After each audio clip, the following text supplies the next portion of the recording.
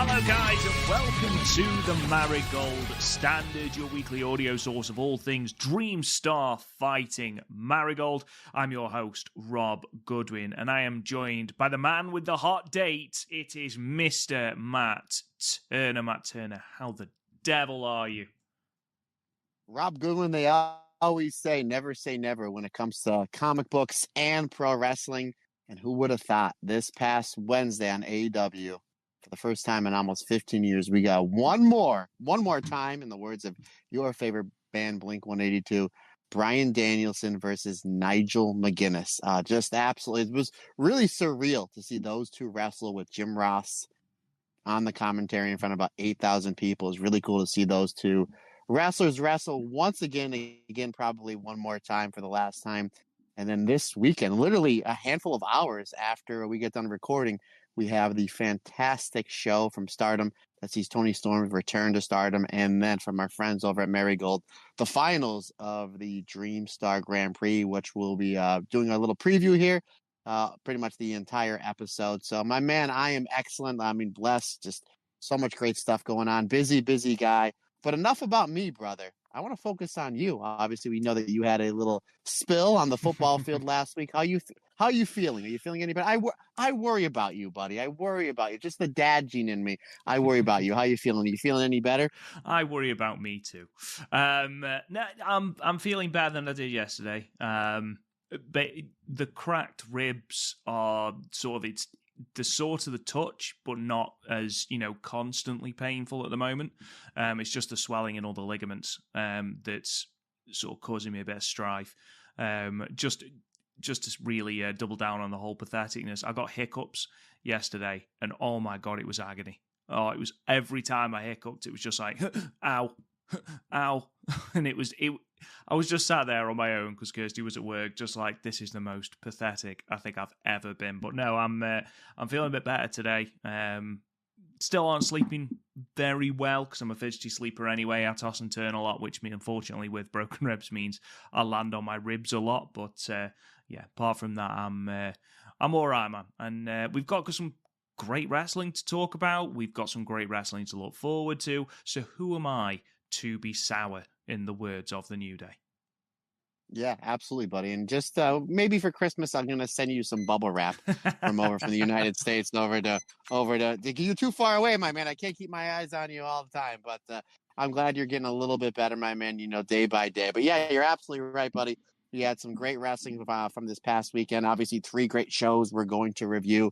And then we have the finals of the Dream Star, which I was just looking at the standings just about an hour before we hit the record button. I kind of have an idea where they're going to go. But regardless, I mean, I'm super pumped for it. And yeah, really excited to talk all things Dream Star fighting Marigold, my friend. Yeah, me too. It's really interesting, especially when you look at the results from Korakuen.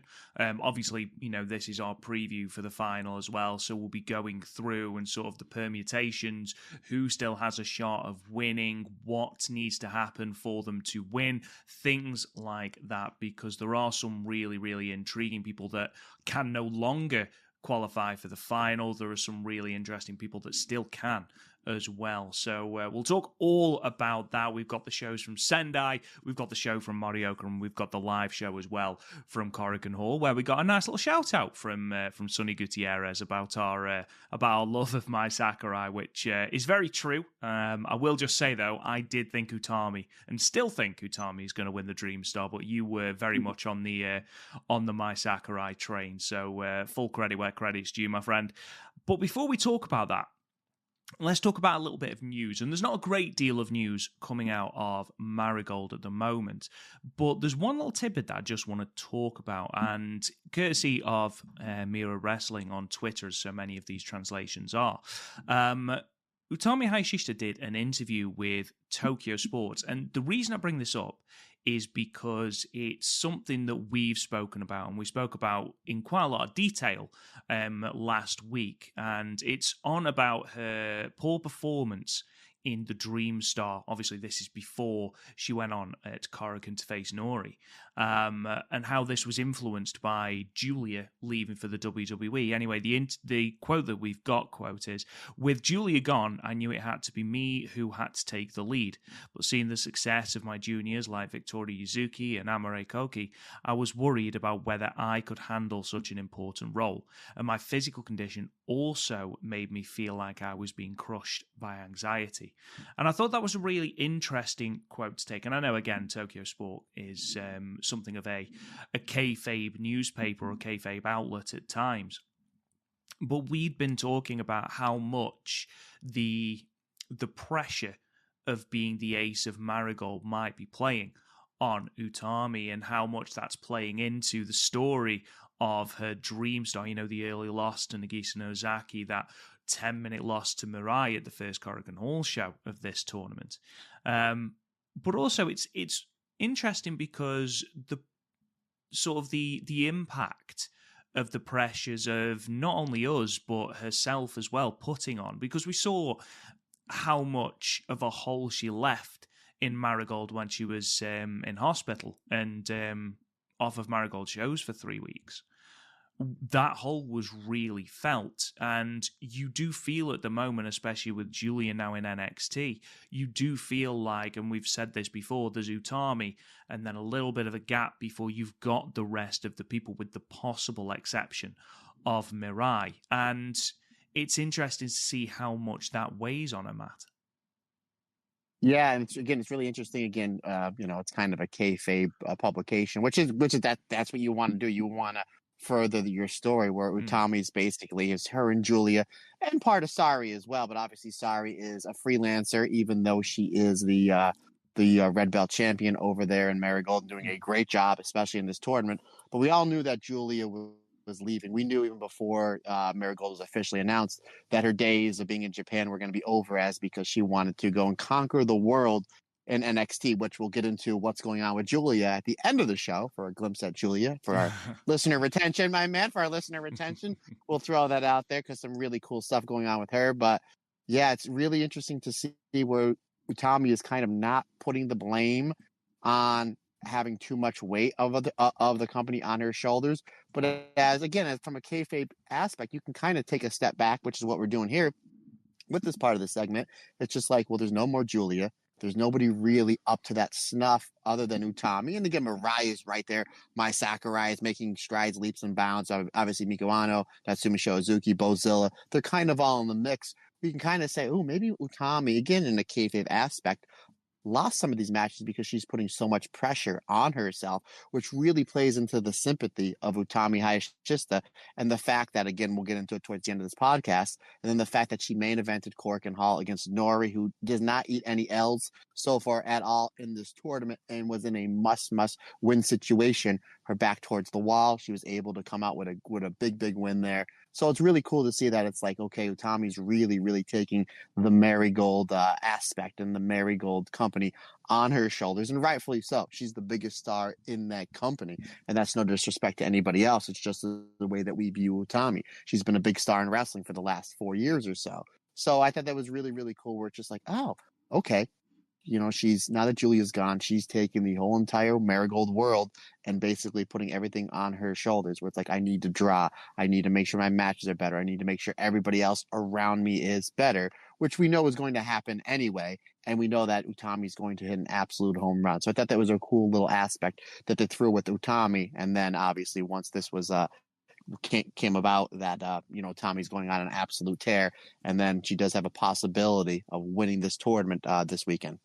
Yeah, and I do like the aspect that we are explaining the poor performances, because it was a shock to have Utami lose to Nagisa Nozaki, and then obviously that loss to Mirai as well started to put doubt in people's minds. And I do, it is, I don't want to say obvious, but it is quite obvious that Utami is going to be the person around which Marigold needs to be built. And they're doing a really good job of building the talent of Miko Aono, Kouki Amarai, who's had a really, really, really good tournament. We're going to be talking about two really good matches that Kouki's had. You know, Victoria Yuzuki is going to be a really good star in the future. Kazuna Tanaka is going to be a great star in the future. And as I've mentioned before, MIRAI is probably the closest in terms of reaction that Utami gets. You know, the reaction Utami got at Korakuen Hall was just explosive.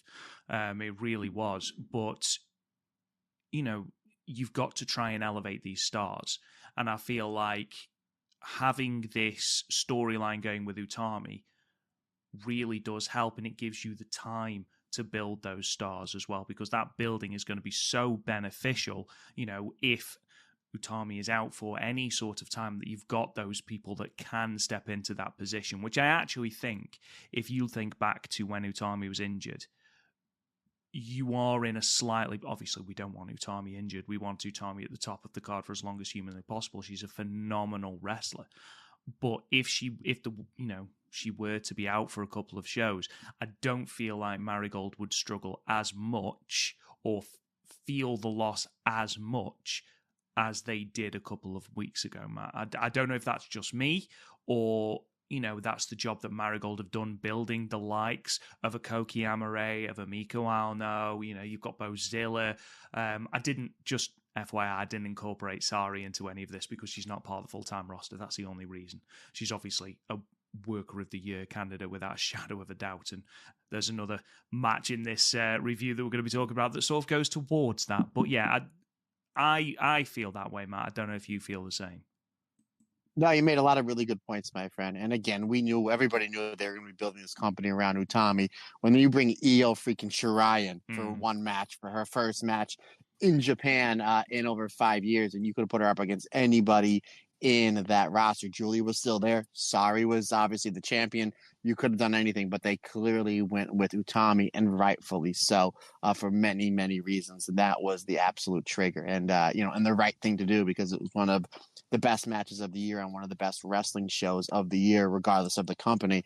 So yeah, I mean, and Utami's the perfect person to build it around. I mean, she's done amazing things in Stardom. She drew, when she was over here in the United States last summer, she drew amazing houses. Everybody knew who she was, and considering the fact that she only had one match in the United States prior to that little excursion that she did last summer, I mean, Utami is a big, big star, and regardless of what, if you're starting a company and you have Utami, you're going to build around it, because she's a once in a generation style star. And again, I like what they're doing with her in the Dream Star. We know we have upsets all the time.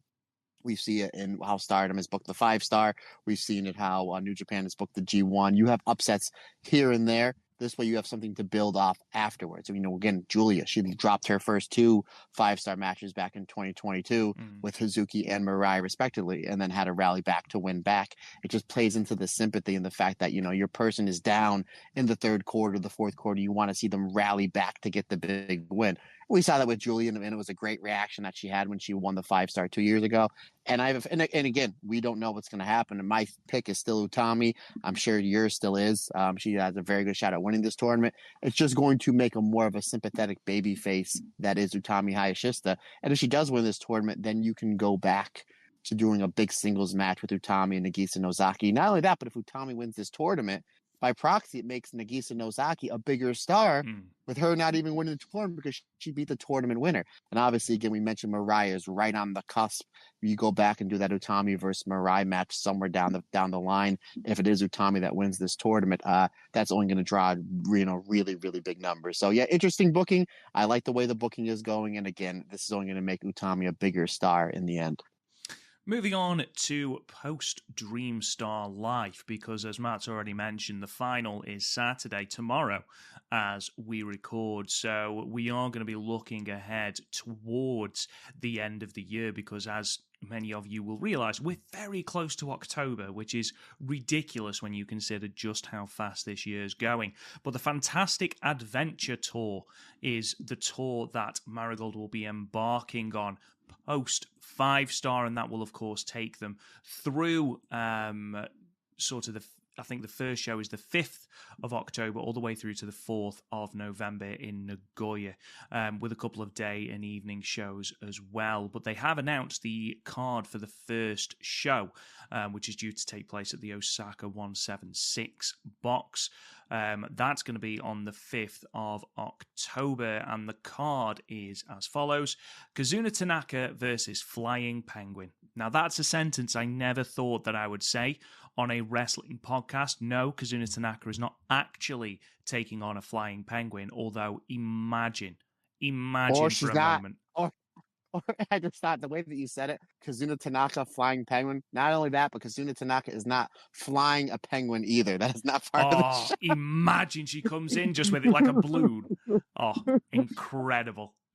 Drawing money here, Marigold. Drawing money here for you. I mean, we can only give you so much, can't we, really? No, from my admittedly meager research, Flying Penguin is a member of 2.5 Joshi Pro Wrestling, which I believe is Super Delphin's promotion, which is sort of a blend of cinematic and comedy and things like that. However, Flying Penguin is due to make her debut, her in-ring debut for Marigold against Kazuna Tanaka in singles action. Not happy with the fact that Bozilla has been in 2 handicap matches already. She's now in a 1-on-4 handicap match where she's going to be taking on Myla Grace, Naoya Ishikawa, Kamomo Minami, and Manami Yuki. Misa Matsui and the returning Rhea Sato, who will be making her in-ring return following a fractured rib. I sympathize, Rhea, versus Chiaki and Nagisa Nozaki. Singles action sees Mai Sakurai and Chika Goto, and then is something of a star-studded 6-woman tag main event. Miko Ano, Natsumi Shozuki, and Kouki Amore will be taking on Utami Hayashishita, Mirai, and Victoria Yuzuki. Now, that makes a little bit more sense as well when I talk about the 2 title matches that have been announced for the first Korakuen Hall show of this tour. However, Matt, in a nutshell, what are your thoughts on this card? You kind of almost have like the last 2 matches with the multi-person main event, and then Chika Goto and Mai Sakurai. Those are going to be really, really good. But then you kind of have 2 interesting matches with a Flying Penguin versus with Kazuna Tanaka, and then Bozilla I mean, I've seen a lot of handicap matches again growing up in the 80s. In the Northeast, you had the WWF was the big man's territory. So you'd always see like Andre versus like 2 people, sometimes 3 people, like Bundy, sometimes against 2 people. But I don't know if I've ever seen a handicap match where it's 1 versus 4. I'd really have to, really sit down and think about it. But again, it's the way they're building Bozilla up here. It's just going to be basically her almost squashing these 4 wrestlers. And considering the fact that it's kind of odd that Myla Grace is on the opposite side, because, and again, we'll talk about on these shows, there's a lot of 2-on-3 handicap matches with Myla Grace and Bozilla working pretty well as a teamwork, even to the point where they had like similar outfits. So I was like, oh, that's kind of interesting that they're on opposite sides. But this is really just something that after the Dream Star, because I don't think Bozilla's, even though she does have the opportunity to qualify for the finals, I believe she's still alive going into this final night, again, in just a handful of hours. But I don't think she's going to make the main event. I don't think she's going to win her block. This is a good way to build her back up, and maybe have her run at the red belt or the white belt. So I think it's a kind of a good way to flip the switch a little bit and give back Bozilla some wins and some dominant wins. But yeah, those last 2 matches are going to be, as far as what I like in wrestling, the actual really, really good wrestling. I think those are going to be the ones that we're going to be earmarking that come the first week of October, which is next week. But those are ones that we're going to be really paying attention to.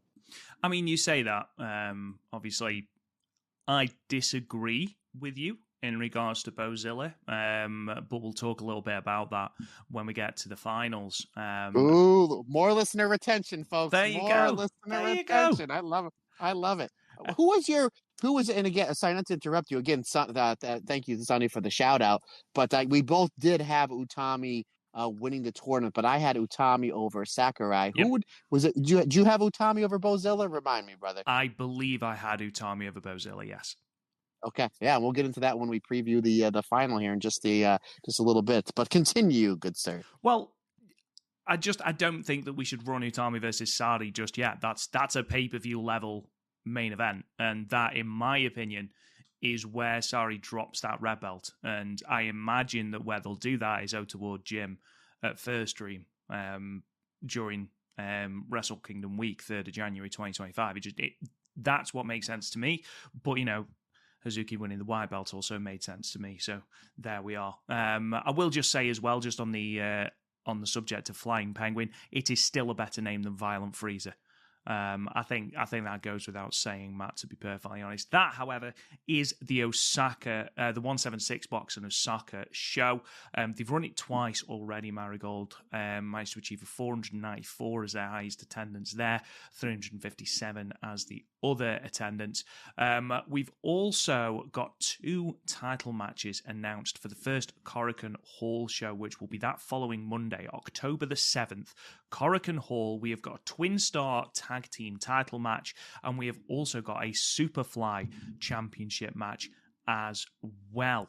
The first one we'll talk about is the Superfly Championship. This will be the first time that Natsumi Shozuki has defended the belt since winning it at Summer Destiny over Misa Matsui, and she will be taking on Victoria Yuzuki. That comes by way of the time limit draw that they had on the opening night of the Dream Star Grand Prix. So that will be on at Korakuen, as will the Twin Star Championship match between the champions, Mirai and Mai Sakurai, defending against the Twin Towers. This comes about from Kouki Amare defeating Mirai at Sendai, which we're going to be talking about very shortly, in an absolutely fantastic main event. This, of course, will be Mirai and Mai Sakurai's second defense of the belts. They defended them against the Passion Sisters team of Nanae Takahashi and Naoya Ishikawa back on the 24th of August in Shinkiba. Matt, obviously that's all that we've got announced at the moment for that Korakuen Hall show, but I'm a big fan of title matches at Korakuen Hall. You know that. It reminds me of old school Stardom, which I'm a huge fan of. What are your thoughts on the matchups? Are you excited for the matchups? Absolutely, and we're getting 2 title matches, so and 2 great matches. They've done a great job, obviously, with Victoria Yuzuki. When Marigold first started a handful of months ago, she was kind of a little bit of a gimmick they had where she couldn't get any wins. She was losing. She lost in the first match against Nanae Takahashi, which will be an interesting trivia question in a few years. And she just was kind of not getting any big wins, despite the fact that she was putting on good performances. She got a few of them in tag matches going into the Dream Star. She's had a really good run on the Dream Star Grand Prix. Again, not a lot of wins, but regardless, is looking really good. The fact that they made this match, they had a time limit draw to set up this match, makes it really intriguing. And the fact that Natsumi Shozuki is on an absolute tear. Again, a wrestler who I know me and you up until about 7-8 months ago, we really never heard of. And is one of our favorite wrestlers, one of our favorite Joshi style wrestlers, and all of Japan and wrestling as well. Just we're absolutely blown away just how great of a wrestler she is. So the fact that you have Victoria Yuzuki, who's been fantastic here and Marigold's really been able to update her stock the last 2 or 3 months, and then taking on a white hot Natsumi Shozuki, that's gonna be terrific. And again, Mirai Mai Sakurai. Mirai is somebody that as soon as she made her entrance on that very first Marigold show, you're like, that's why she left Stardom, because she's not going to get lost in the shuffle and she's going to be pushed, and rightfully so, as the star that she is. Mai Sakurai, I mean, you want to talk about a fresh coat of paint. I mean, just absolutely tearing it up in Marigold these last 2 months. They are the tag team champions, and then taking on Chika Goto and Kouki Amare. Again, a tag team not only that is terrific, but that is over, especially Chika Goto with her catchphrase in Korakuen Hall. And they did a great job setting it up with Kouki Amare getting a little bit of an upset win over Mirai last week in the tournament. So, and again, we'll get into that a little bit. We got 2 title matches on this show. Super excited for it. And I'm interested to see what the undercard is going to look like. But I think this is going to help draw a little bit more tickets in Korakuen Hall for the Marigold brand. Yeah, and we are going to be talking about that. We talked about the attendance at Korakuen Hall last week, and we're going to be talking about it again this week. I'd like to think that there will be a slight attendance increase. I imagine 2 Korakuens in a week probably had something to do with the attendances. If you had to call it right now, Matt, do you think either of these belts change hands at Korakuen? No, I think it's too soon. I think that you need to continue to build up Mariah, your champions. Get a couple of V4, V5, V6s. If any of them is going to change, I'm going to say it's the tag belts, just because Kouki seems like she's ready for it. And again, I was just looking at the standings a little bit ago. And I didn't realize how many points that she had. I was like, oh boy, howdy. Like, she's doing a really, really great job in this tournament, not only from a bell to bell aspect, but from a win loss aspect. And again, Chika Goto is one of the most over wrestlers in this company, especially in the legendary Korakuen Hall, considering the fact that you have MIRAI, Sakurai, Utami Hayashishita, all these great, Miko Ano, all these great wrestlers wrestling in this company. And Chika Goto is one of the most over wrestlers. So maybe you pull the trigger. My guess is not yet. I think, and again, we know how the Hat Man likes to book. They'll give an early title match to somebody. They'll lose. The champions will go and build up the credibility of the belts. And then the team or that individual that lost that early championship match, they'll go and build themselves back up to once again, or to have a rematch and then win the belts. Again, we saw it with Mayu with her chase against Io from 2016, 2017. We saw it with Julia in 2022, where she had that early title shot against Sherry, built herself back up, and then won the belt at the end of the year. That's the way. And not only does Rossi like to book that way, but it's really great booking, because then you kind of break them down and then you build them back up, all while the champion is putting stock not only in the championship, but them as a main event wrestler. That's what I think is going to happen. I think eventually Kouki MIRAI and Chika Goto are going to be the ones to dethrone MIRAI Sakurai for the championship. Just not yet. I think if they need to be built up just a little bit more. And again, let MIRAI Sakurai take those belts, considering the fact that they will always be known as the first Twin Star Tag Team Champions in Marigold, and let them build them up even more, which when MIRAI and Goto eventually win the belts, it'll mean that much more. Victoria Yuzuki's fantastic. Again, I don't think she's just ready for it just yet. Will she be? Absolutely. And the same thing with Natsumi Suzuki. I'll say the same thing I said about MIRAI and Mai Sakurai. I'll say about Natsumi Suzuki. Just a phenomenal talent that just blows me away with each and every outing. And I think that she just needs to keep elevating that belt to make it mean so much more for future champions. And she's the perfect person to do it, because she's terrific. I don't think either. I think the story very much, at least for the Superfly Championship, is geared towards Natsumi Suzuki and Misa Matsui. So, Misa Matsui feels like, the challenger that is going to dethrone Natsumi Suzuki. And obviously you don't want to run that back straight away. I think it's a really good spot for Victoria Yuzuki, who I've seen people who aren't happy with Victoria Yuzuki's placement on the card. Again, she is still less than a year into her career. She's 19 years old. We have got so many years of Victoria Yuzuki to come, and I fully believe that she will be Crimson Red Belt champion at some point. However, give her the opportunity to really, really excel. Give her the opportunity to grow without putting an unnecessary amount of pressure on her as well. We've just literally been talking about Utami Hayashishita and, whether it's kayfabe or whether it's not kayfabe, the downfalls of being put under that sort of pressure. So give her time. I think a singles match at Korakuen Hall against Natsumi Suzuki, who she's already proved she's got great chemistry with, I think is the perfect way to use Victoria Yuzuki. And again, she doesn't lose anything from losing, apart from the belt, obviously. But, she's in a championship match less than a year into her career. There are plenty of women on that Marigold roster who haven't had a singles championship match. So let it breathe. Let it breathe. Let's talk then about the Dream Star Grand Prix, as let's face it, that's why you are all here. 3 shows to talk about. The first one is from Friday, the 20th of September, 2024. That was in Sendai Pit. The attendance of 203 people. I imagine that Marigold are relatively disappointed with that. It's a significant drop from the last time they ran Sendai Pit, where they drew 329 people. It's also, if you are going by metrics, it's their lowest attendance ever of the 32 shows I believe they've run so far. So I imagine it'll be something of a disappointing number. However, it's also in the middle of the day, so it could have something to do with it. There are always reasons for things like this. But anyway, the card and the results to this show are as follows. So we started with a 3-on-2 handicap match with Bozilla and Myla Grace defeating Nao Ishikawa, Kamoma Minami, and Victoria Yuzuki. Bozilla pinning Nao with a driller hole pile driver in 8 minutes and 53 seconds.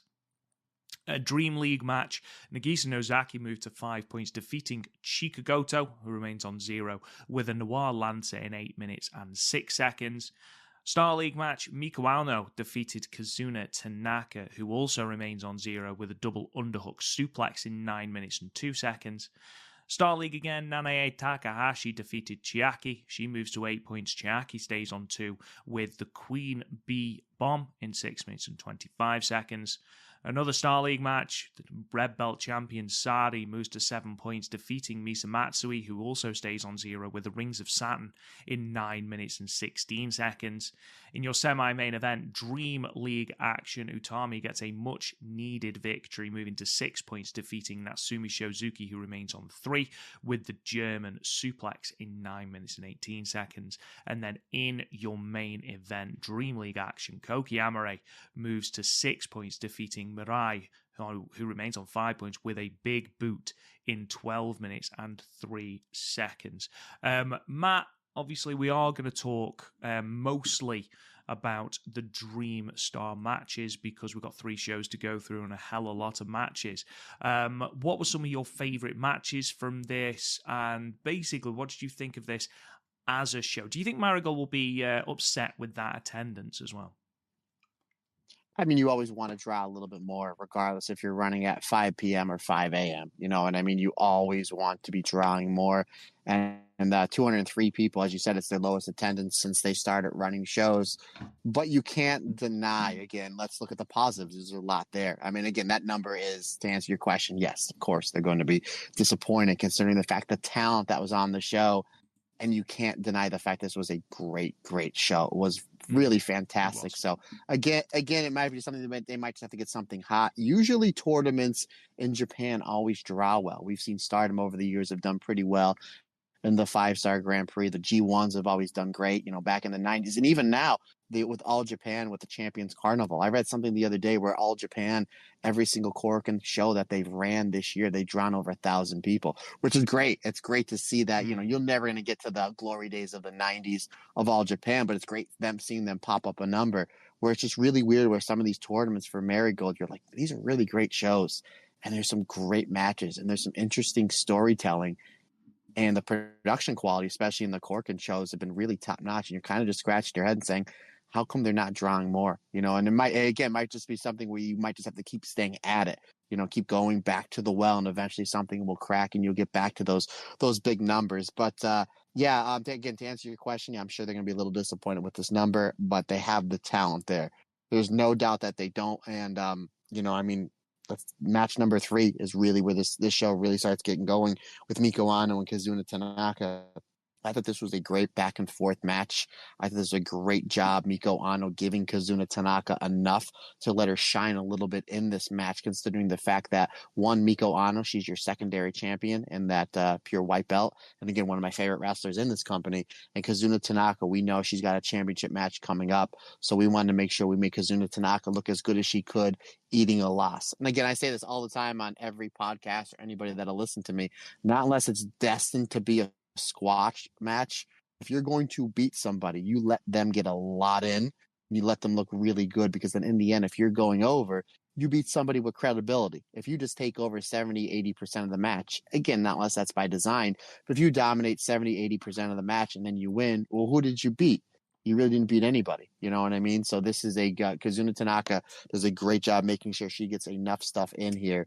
So I'm sorry. I said Kazuna Tanaka is not getting a championship match. That's Victoria Yuzuki. I apologize, folks. It's been a day. A good day, though. But regardless, Kazuna Tanaka is somebody that I really, really am a big fan of. Again, her and Victoria Yuzuki are a fantastic tag team. I expect them probably in the next 2 or 3 months to get a run at those Twin Star Tag Team Championships. But regardless, Kazuna Tanaka, Miko Ano, they work the similar styles with the submissions, with the arm bars, with the strikes and the kicks. But I thought this was a really, really solid outing. I actually had it 3 3/4 stars for me, my friend. Yeah, it was really good. I will just final thing on that attendance, I will say that Stardom have drawn 157 people there before. You know, they've done everything from 493 people, which I believe might be the highest attendance in Sendai Pit's history. They've drawn everything from that to like 212 people. So it seems to fluctuate a little bit. Obviously, COVID takes a little bit out of that, but I wouldn't be. It's not something to be knocking down the doors and going, "Oh my God, it's a dreadful attendance." We'll see how they run over the next couple of sessions at Sendai Pit. But no, going back to that match, completely agree with you. I do love the way that Kazuna Tanaka approaches every single match with this beaming smile on her face. She seems to be Marigold's little ray of sunshine. I wonder how much Miko Ueno approaches this match as a result of her time limit draw with Sari, where Sari basically insulted her for 15 minutes and basically, took advantage of her for 15 minutes. And I do wonder how much of that is leading to her taking advantage of Kazuna Tanaka, because some of the kicks that she does to Kazuna Tanaka really does, they echo around Sendai Pit. It's like she's trying to kick the spine out of her chest. Tanaka does really well, wrestles back momentum with some really smooth transitions into arm bars. I know that you are a big fan of that style of wrestling, that submission and mat-based wrestling. I feel like Kazuna Tanaka is becoming extremely proficient in transitioning into these arm bars, isn't she?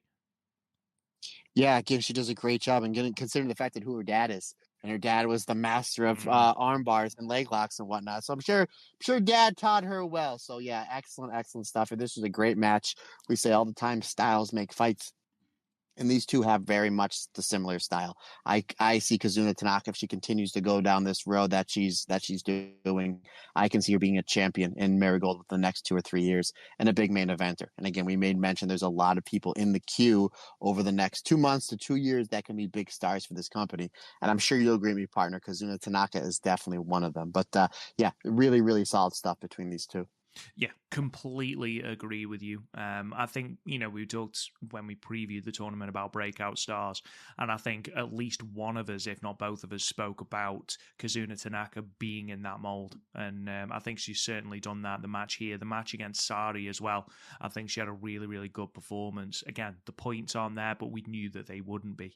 Nanae versus Chiaki. It turns out, Matt, that Chiaki is not a great believer in passion, because she is not willing to let Nanae have her full entrance, and instead attacks for the bell, and it's a chair shot to the back. That's just not passion, is it? No, that's rude, Rob Goodwin. It's rude. I mean, what are you doing? Obviously, that's Chiaki's character, right? She stands out in this company because she has the whole chair shot and she jumps you. That's kind of her MO, getting herself over as a heel.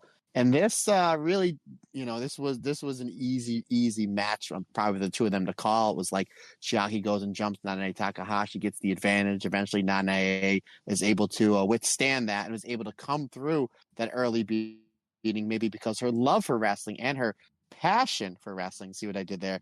But ultimately, it's the sliding D and the Queen Bee bomb that puts away Chiaki. I had it at 3.5 stars, sir. I think we need to appreciate the fact that Chiaki took Nanae backstage and then came back out wearing a jacket. That really entertained me. That really tickled me. But yeah, I think we all knew that Nanae was winning this match. She wins it handily. Chiaki has done well in what she's been asked to do, but she's never felt truly like a real threat against any of the biggest hitters. And, that's a theme that will continue throughout these 3 shows that we're going to talk about.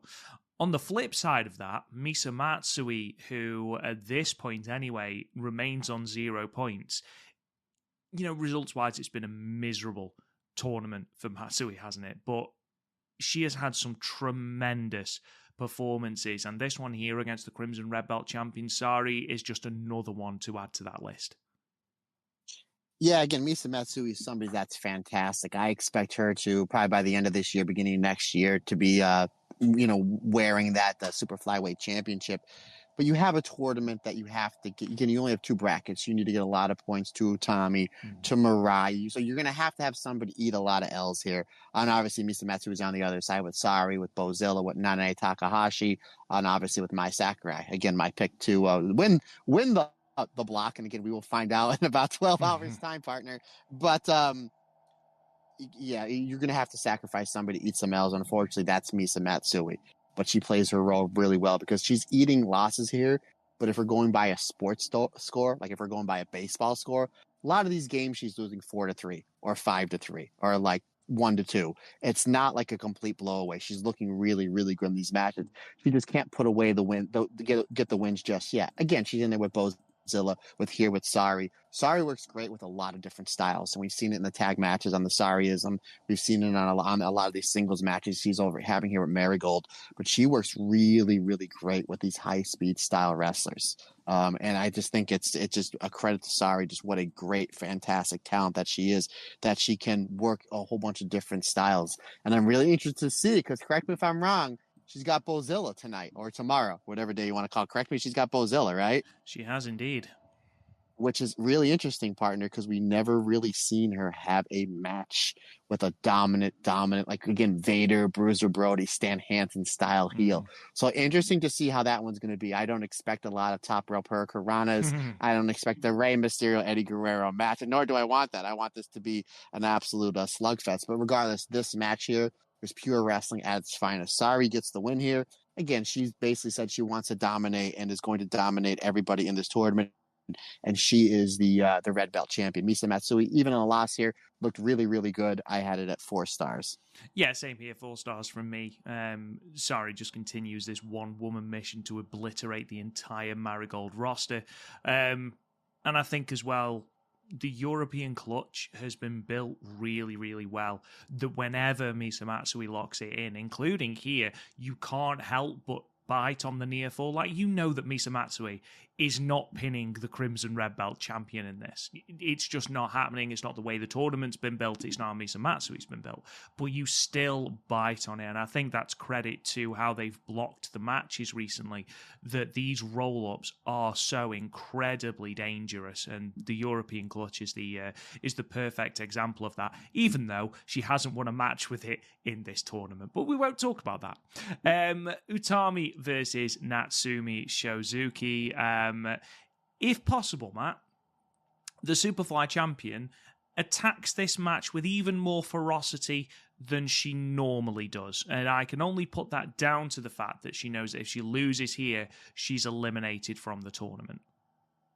I like how you have these 2 matches back to back, because again, you kind of have your 2 kind of early pillars of this division, and Misa and Natsumi taking on your hard hitters that have all this aura that are your main eventers in Sari and Utami. So I didn't realize that until I was just like, oh, they kind of did a great job, and Hatman does a great job putting together these cards as far as card order goes, because it does mean something. It does. Because again, Natsumi Shozuki and Utami Hayashishita, again, she's in must-win territory. Not only that, but she can't have any draws whatsoever. And Natsumi Shozuki, she's just about kind of out of the tournament. But however, what a feather in the cap it would be if she be the one to basically technically knock out Utami Hayashishita out of this tournament. Because I think everybody that I talk to on all the different podcasts and everything else I read, I think 80% of the people have Utami to either win the tournament or at least win the block. So again, great job breaking Utami down early on in the tournament, only for her to rally to get some wins. And this is a great way for her to kind of get back on the roll, especially on this last week going into the finals. You have a great wrestler like Natsumi Shozuki. I mean, yeah, you're absolutely right. She comes into this blitzing Utami Hayashishita. She's like, I'm not taking any prisoners on this one. I have a lot of respect for Utami, and everybody does, and rightfully so. But I'm here to get the win.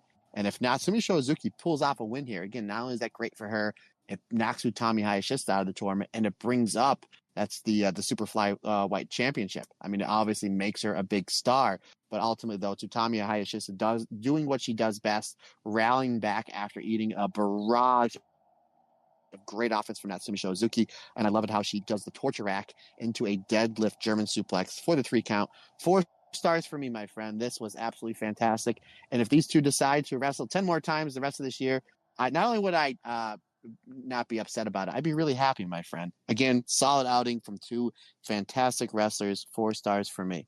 Well, it's funny you should say solid, because I think that is definitely one way we can describe this main event between MIRAI and Kouki, who decided that they weren't going to wrestle your typical wrestling match. I think if War of Attrition was put into a wrestling dictionary, an illustrated wrestling dictionary, then this might well be somewhere underneath it.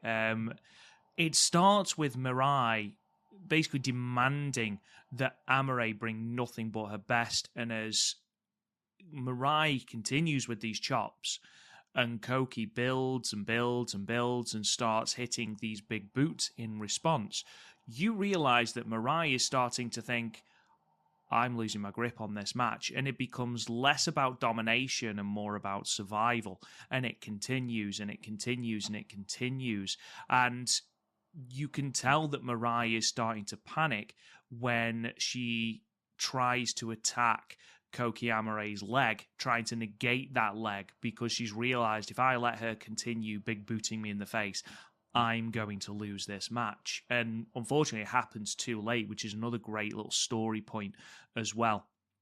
There's probably 5 moves in this entire match, and the fact that it's one final big boot that paid to Mirai, and it's not the Amethyst Butterfly or the Dominator, I think tells a great story of resilience and fortitude as well. And for me, at least, this is the match that really announces Kouki Amare's arrival on the singles scene. She was brilliant during this, both in her determination to take all of these vicious chops from Mirai. I don't know if you've seen the picture of her chest on social media following this match, but she was still sporting the wounds against Chikagoto at Korakuen. But the fact that she was doing that, and she was able to overwhelm, to a certain extent, Mirai, who has been, untouchable in this tournament up to this point. Even during that time limit draw with Nori, Nori didn't really feel like she was going to beat Mirai. It felt like it was going to go the time limit. Yet here, I think Kouki Amare was built tremendously, even if her chest did resemble a traffic light after the match. Yeah, I think I watched this match, and about 2 hours later, you text me and you're like, wow, what a match. It's like, I know, I just watched it. And you basically text me exactly what you just said, where they didn't do much, but they did a lot. And it just goes to show you that if you have the right story and the right wrestlers, you don't have to do too much to get a lot over. And these two worked really, really hard. Like, they have a nice headlock exchange, and then it goes to the big lockup, which I always put over. And then it was just chop versus big boot with the occasional lariat. And they did it like in the ring, out of the ring, on the stage of Sendai Pit. It was just these two going back and forth. And again, it's like two warriors, two boxers, two MMA fighters that are going to stand in the middle of a ring and just swing. And they're going to just see who is going to wilt first. What was the better striking? Was it Mirai's chop, or was it Kouki Amare's boot? And that's what this match was. And again, when you have two great storytellers that understand pro wrestling, that's all that you need to do to tell a story. And these two told a really great story. Obviously, there's more in the arsenals of Mirai and Kouki Amare's. So you're taking a really you're taking a risk and a chance by not doing, the double wrist lock from Mirai, not doing 19 different variations of the lariat from Mirai, or doing the mirror Mirai shock, the sit out DVD, or Kouki Amare doing, as you said, the Dominator or the Amethyst Butterfly. You're kind of taking out a lot of the offensive weapons and saying, let's just see if we can tell a story just based on this and based on our intensity. Not only do they tell that story, not only do they tell it well, it's one of my favorite matches of this tournament, literally to the point where it was just absolutely genius booking, where you had this great match and you're like, wow, I want to see this again because this was so good. And it's just like, you forget for half a second that Mirai is one half of the Twin Star Tag Team Champions. You forget that Kouki Amare is in this really great upcoming tag team with Chikagoto as the Twin Towers. And then Kouki Amare, they basically capitalize on the momentum they have after this match, grabs the microphone and sets up a championship match in Korakuen Hall. Great match, great way to end this show, great storytelling from two fantastic wrestlers. And we've known for the past few years how great of a talent Mirai is. And we know that Kouki Amare, again, somebody that we never seen wrestle before up until, Marigold started. We're like, oh, she's going to be something. And it looks like she's going to be something a lot sooner than we thought, because of how great she is in this tournament, how great she is as a wrestler, how she connects with the crowd, and how much Mirai does to make sure she gets Kouki Amare over. Kouki Amare hits, again, you said it, partner, a bunch of really, really stiff big boots, but it's the last one. And the bump that Mirai takes, properly taking it King's Road style on her neck, that puts it over. So great job on Mirai getting Kouki Amare over. Great job on Kouki Amare really, really bringing the fight to a hard hitter that is Mirai. 4.25 stars for me. One of my favorite matches of this tournament. And the fact that we're going to see this again in about a week or so's time. Run back in Corkin Hall with Mai Sakurai, with Chika Goto, in a tag team. You know, I love tag team wrestling. Super excited for it. And this was a great way to build up that tag match we have coming up in Corkin Hall, brother. Again, 4.25 stars.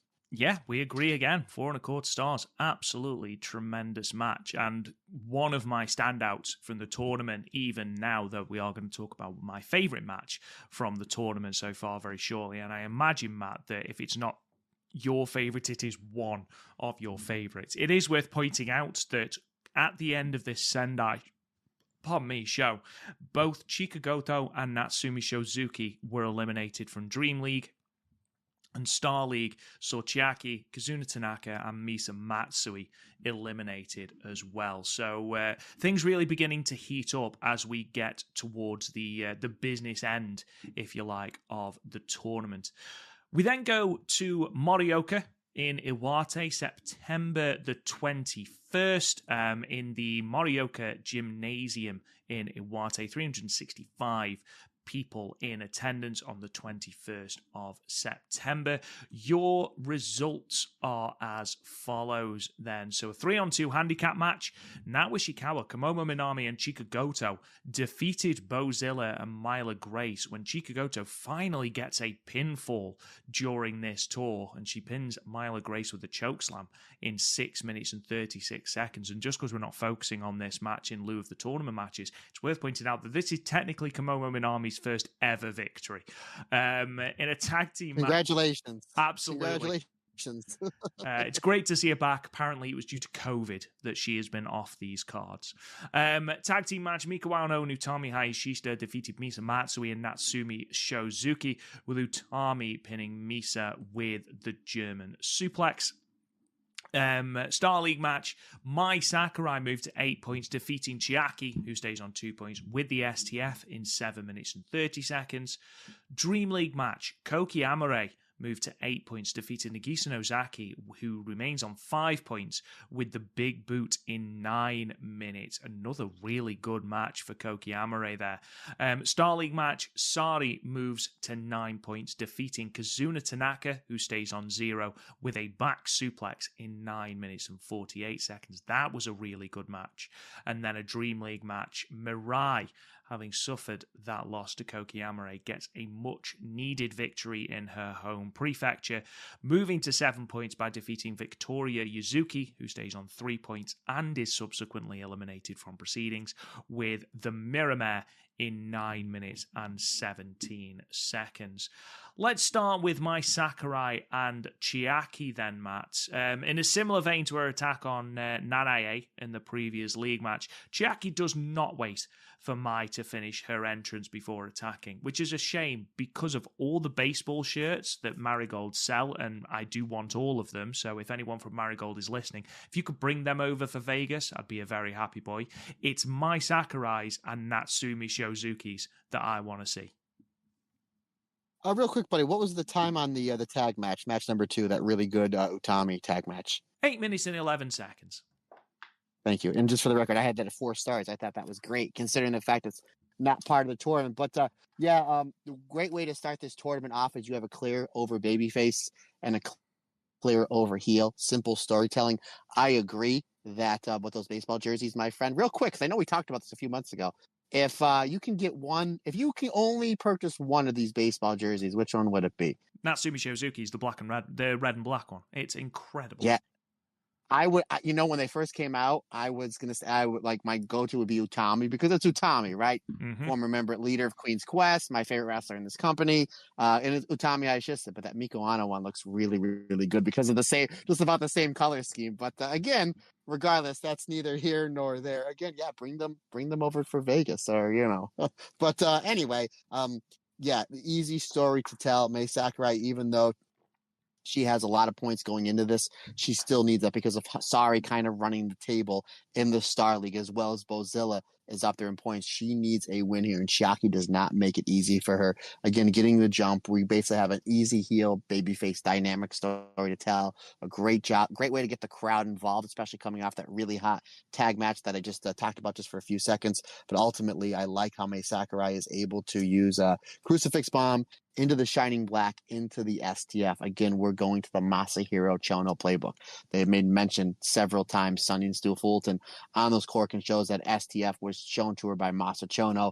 Obviously, she's done it a handful of times before, but it looks better now. But I think that they really need to play up that she's doing the step up Yakuza kick, which was, as far as I know, and I couldn't, if I'm wrong, let me know.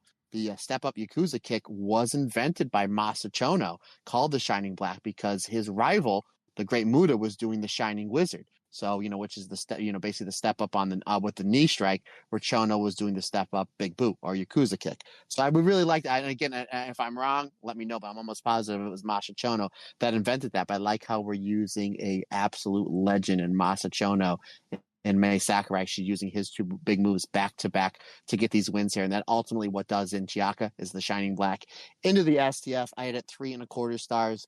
A simple story to tell. Wasn't anything too crazy, but they kept it really, really simple as we're ramping up towards the end of this fantastic tournament, my friend.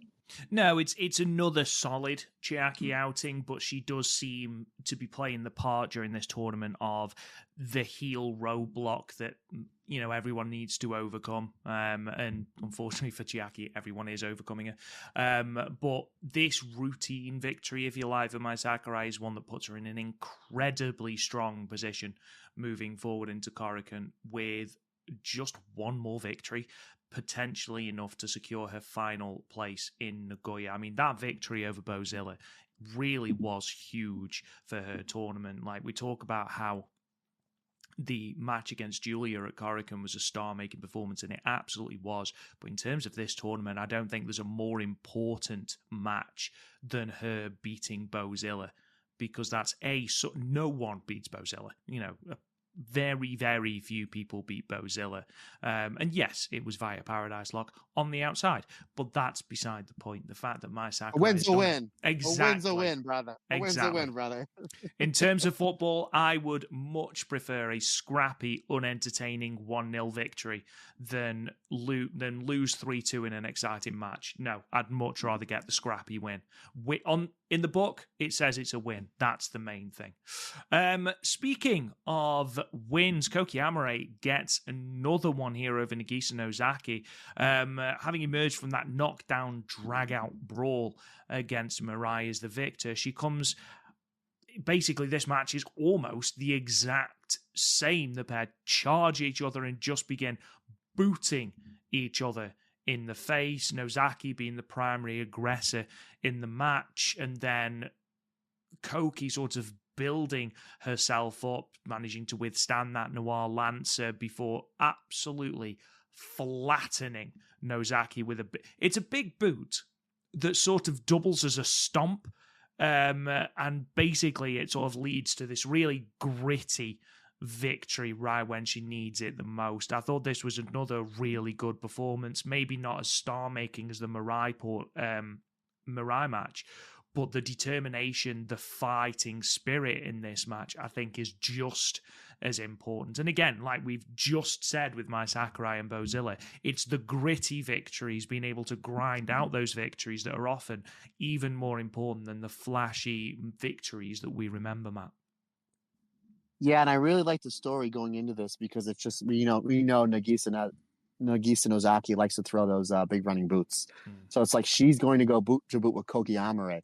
But then Kouki Amare, because she's kind of the taller, maybe stronger one, she has the more vicious boots, where Nagisa Nozaki's like, okay, if I go boot for boot, I'm not going to win here. But she uses her experience to bait her in, to lock in the rear naked choke, and to kind of slow down Kouki Amare, which I thought was really, really cool, because like I said, she's not withstanding this. And it's like, my strategy here is not working. This young kid, damn, she's got some fire, but hey, I have the experience advantage. She goes to the rear naked choke. She goes to some of her submissions that eventually is able to wear down Kouki, where she does hit the running Yakuza kick of the sliding lancer there that almost scored her a 3 count, and then she hits the ripcord boot for a 2 count. And then Kouki is able to use her fighting spirit to fight back up and hit that huge running boot, the running Yakuza kick for the 3 count.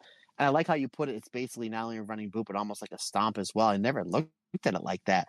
But yeah, you're absolutely right in there, your analysis of Kouki as far as one of her other big finishers. But really good match, a solid outing. I like the story that they told, able to get it done in roughly 9 minutes. 4 stars for me, my friend. I thought this was a terrific match. And again, a match that neither of these wrestlers needed to do a lot, but yet they still told a very compelling and entertaining and violent story. Yeah, absolutely. Talking about violence, Sari versus Kazuna Tanaka. Now, a noticeable thing to start this match, that aside from Julia, and I could be wrong, but I don't think I am, aside from Julia, I don't think there is a single member of the current active Marigold roster that Sari has shaken hands with, apart from Kazuna Tanaka. Now, that is a real show of respect, quite the rub for the youngster, if you will. How does Tanaka use that? By drawing Sari in and attempting to forearm her in the face. And I remember just face planting, going, oh, Kazuna, that's such a mistake. However, this match is great. It's probably Kazuna Tanaka's best match of the tournament. And again, we talked about the European clutch with Misa Matsui and how it's been built so well that you almost expect a pinfall whenever she locks it in. The same can be said about the Redream. Like, there's the close 2 count, and this is credit to Sari for her timing. Literally the closest you can get without it being a definitive pinfall, this near fall. It's incredible. And it's only a matter of time, though, with Sari hoisting Tanaka into the back suplex. But it feels like this was almost Sari testing Kazuna Tanaka. And I think that's a really good way of looking at this match, because Kazuna Tanaka is effectively a super rookie. We call her a super rookie all the time.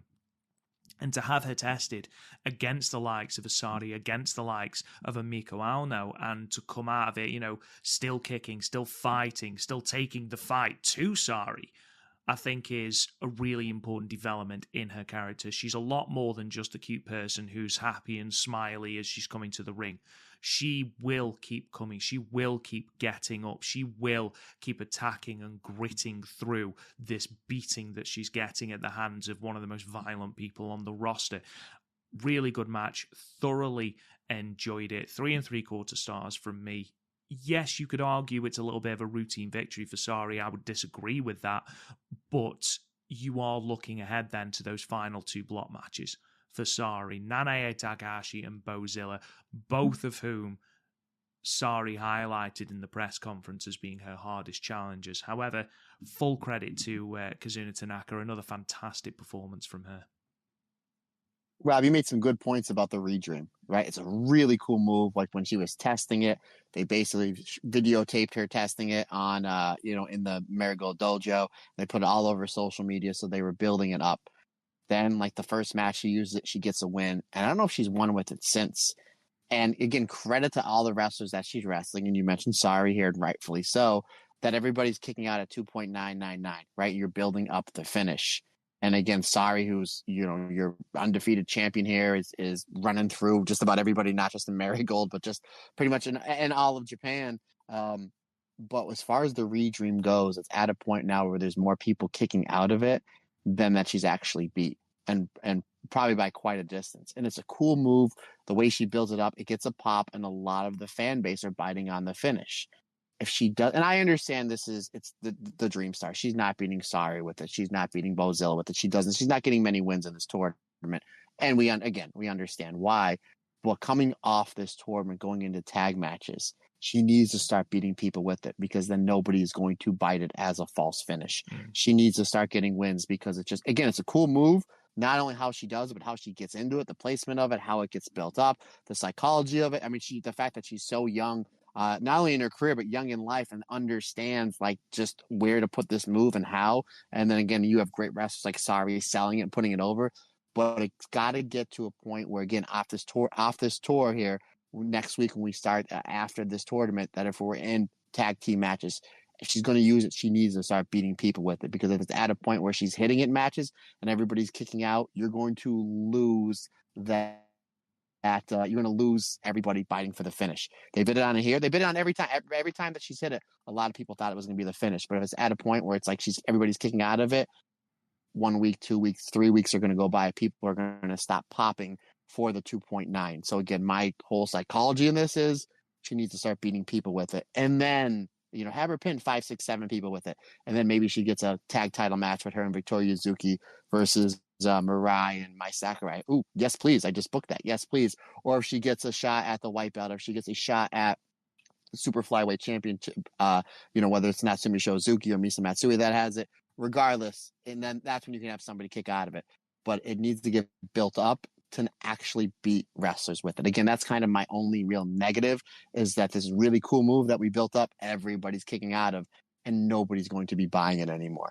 Regardless, absolutely agree. Great match. Kazuna Tanaka, sorry, them shaking hands. They did actually made a point to put that over on social media, which I thought was really cool. And you're absolutely right. What does Kazuna Tanaka do? She uses that to basically get her shot at beating up Sari. Eventually, we knew it was going to happen. Sari then just blitzes poor Kazuna Tanaka.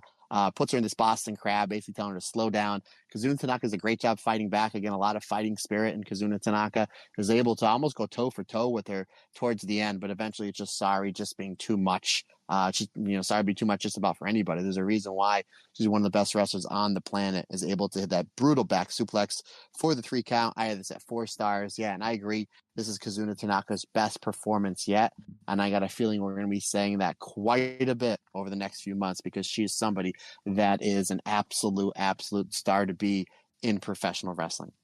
I think what makes that opening exchange a lot funnier is the abject shock on Sari's face as she sort of extended her hand, and then this rookie is sort of punching her in the face. It does make me laugh. To your point about the redream, I understand, and I completely agree with you. It's that law of diminishing returns that we talk about quite a lot. The less time it happens, the more we expect it not to happen. The more we don't bite on those finishes. However, you look at who is in her block, Kazuna Tanaka, especially her positioning on the card, another one with, a year's experience. She's not going to be beating Sari. She's not going to be beating Miko Ano. She's not going to be beating Bozilla, people like that.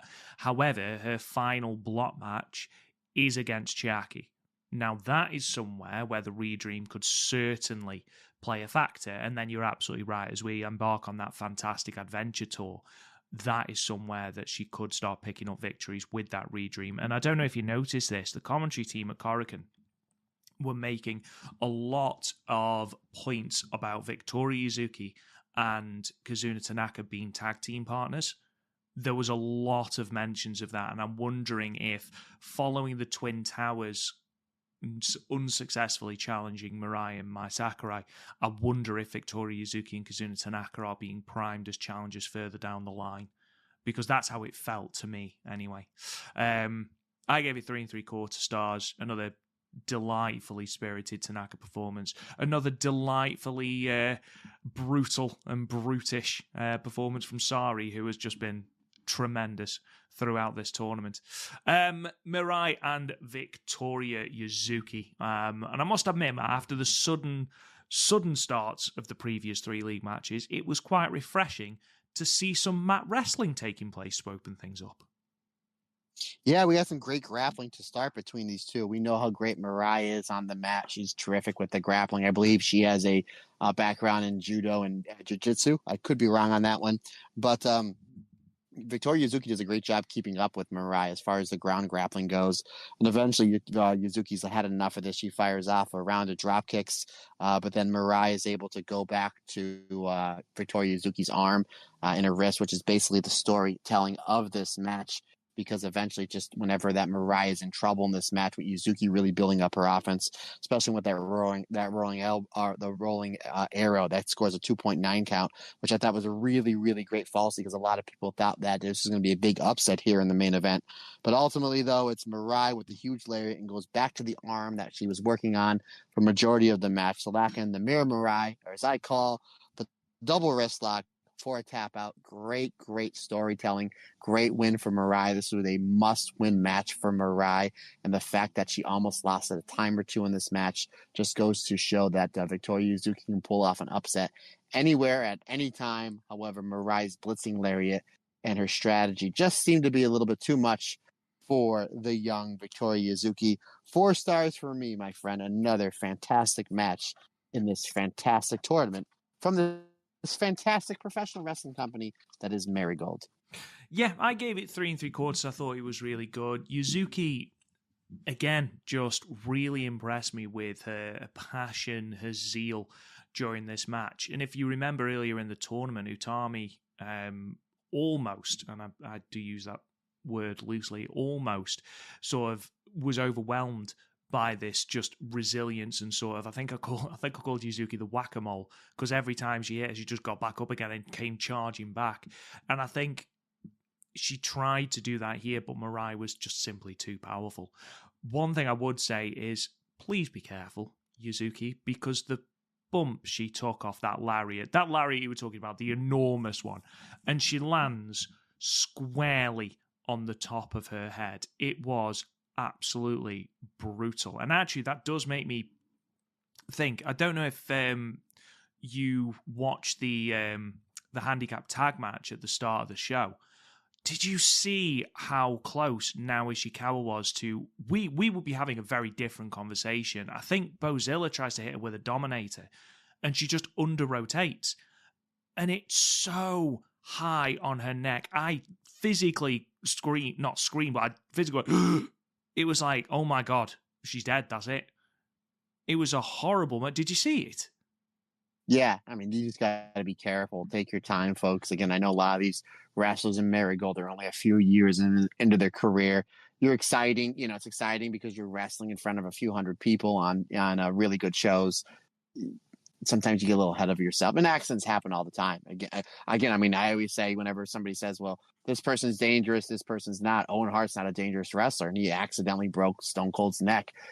It's a dangerous business, folks. You have to try to take as much precaution as you can, because I always say, if it's a half an inch over to the left, it looks like crap. If it's a half an inch over to the right, you could possibly hurt somebody. That's why I always say, when I quote the late, great Roddy Piper, anybody that answers the bell, I have the ultimate respect for, because you never know when something is going to happen. Yeah, again, everybody just be careful. Not just in wrestling, be careful in life. Again, Rob, be careful. Again, I gotta send bubble wrap over to you there, brother. Well, the only reason I bring this up, aside from the fact that I think Myla Grace might have had her nose broken as well by Naoya Ishikawa from an errant elbow, but the only reason I bring this up is because Yuzuki is so intent on performing, is so intent on giving these outstanding performances, which she's doing. I don't want her to hurt herself doing one of these, these sort of over-the-top sells. Like, it was a great sell for that lariat, and it was a big lariat, but genuinely I was like, oh my God, please, for the love of God, be careful, Yuzuki. We don't want anything too untoward happening. You are too good for that. But yeah, MIRAI obviously needed this win after the loss to Kouki. She now needs, though, to win her 2 remaining matches against Natsumi Shizuki and Nagisa Nozaki to keep pace with the leaders of the block, hoping that Kouki and Nori slip up, because she finds herself, unfortunately, in the possession of no tiebreakers as we move into Korakuen Hall. Just an update, only one person eliminated from this, and that was Victoria Yuzuki. She is also now eliminated from the tournament. We move on then to our final show that we're going to be talking about today, which was the show from Korakuen Hall, Monday, September the 23rd. Night 7 of the tournament, 785 people in attendance, around 30 or 40 more than they pulled in to the last Korakuen Hall show. I think the camera team did a lot better of masking the empty seats than that first Korakuen Hall show of the Dream Star tournament. Again, I think there is a chance that Marigold will be disappointed with that, especially as I believe Monday was a public holiday in Japan. But again, it's a double-edged sword, and this is the exact same thing we talked about last time. Yes, it's a public holiday, so more people are available to go and watch the wrestling, but also, dependent on what time you run the show, those people might also be doing stuff with family, might also be doing stuff with friends. So it is a double-edged sword, isn't it? Yeah, but not everybody's as crazy as me, where it's like if I had the day off, I'd be going seeing wrestling. You know what I mean? And go and see it with a friend. I'd go and see it with you, buddy. I'd go and see it with you. Just whoever's sitting by Rob, just make sure you don't trip him because this poor guy, my poor buddy over here is all beat up. But all joking aside, yeah, and I didn't know what the number was until you just said it. I thought it would be closer to 900. Because it did seem like there was more people in this show than there was at the show we reviewed last week. But you might be right, my friend. I think the camera crew just did a great job making it look as filled as it can. 785 people. It's a good number, but again, we've seen them do well over 1,000 people in Korakuen Hall. And we mentioned it, I'm not going to be a dead horse. Obviously, some of that has to do with the fact that Julia's not there. But regardless, it's tournament wrestling. Tournament wrestling does usually draw pretty well in Japan. So regardless of the number, we'll see what they do in Korakuen Hall coming up October 7th. We have 2 championship matches plus, the fallout we're going to get from this fantastic tournament coming up this weekend. So that's going to be interesting. Regardless, very much like last week's show, this week's show was another just fantastic wrestling show, not only for Marigold, but again, as far as one of the better wrestling shows I've seen all year from all the wrestling companies. And folks, I watch a lot of wrestling, but regardless of the number, yeah, I'm assuming they're going to be disappointed with that number, but regardless, they cannot be disappointed with the output that the ladies here at Marigold pulled out, because they really, really gave it 110%. That's for sure. Yeah, absolutely. The number is not indicative whatsoever of the quality of the show. The show was absolutely fantastic. Some must-see matches, at least 3 notebook-worthy matches, if you will. We'll just go through the results then. So, in tag team action, Myla Grace and Naoya Ishikawa defeated Komomo Minami and Minami Yuki, with Myla Grace getting the pinfall with the Michinoku driver in 4 minutes and 30 seconds.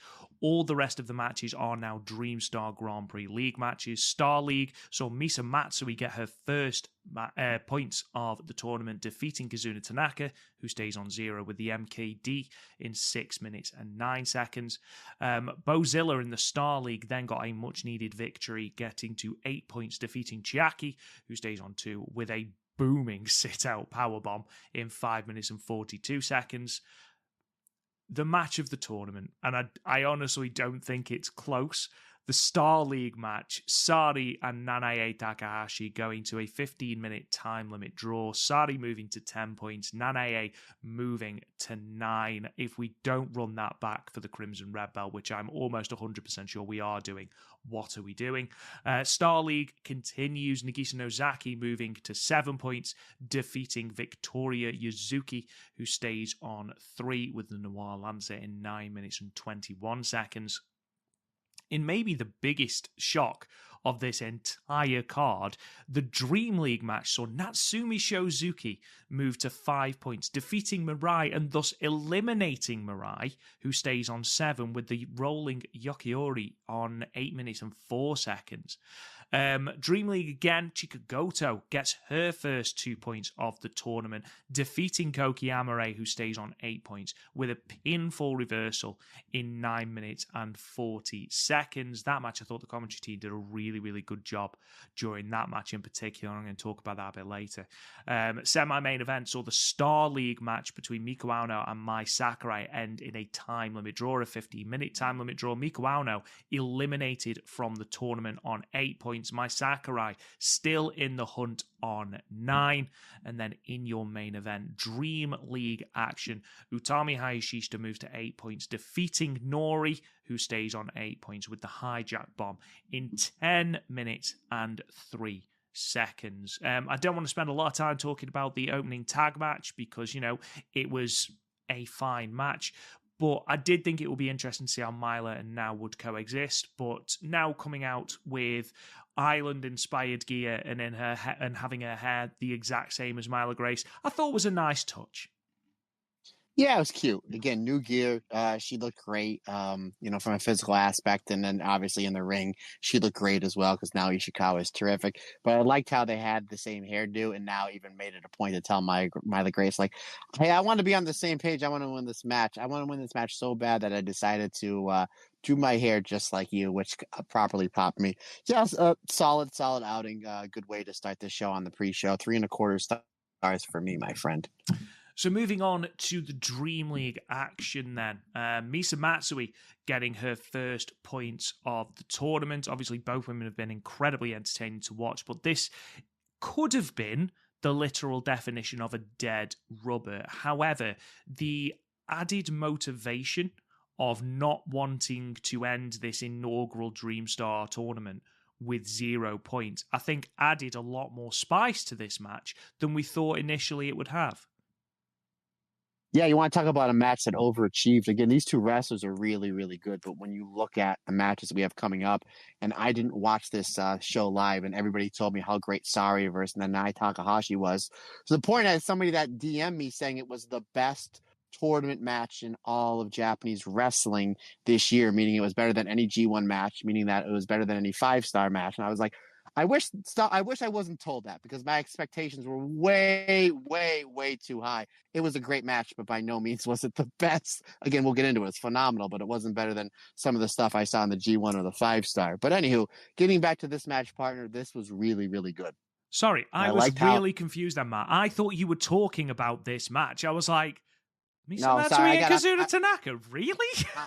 I got off kilter. I'm sorry, I got off kilter because as I was kind of getting things ready and my notes ready, I couldn't wait to watch Sari and Nanae Takahashi. And my head was kind of all, I mean, I juggle so many different things.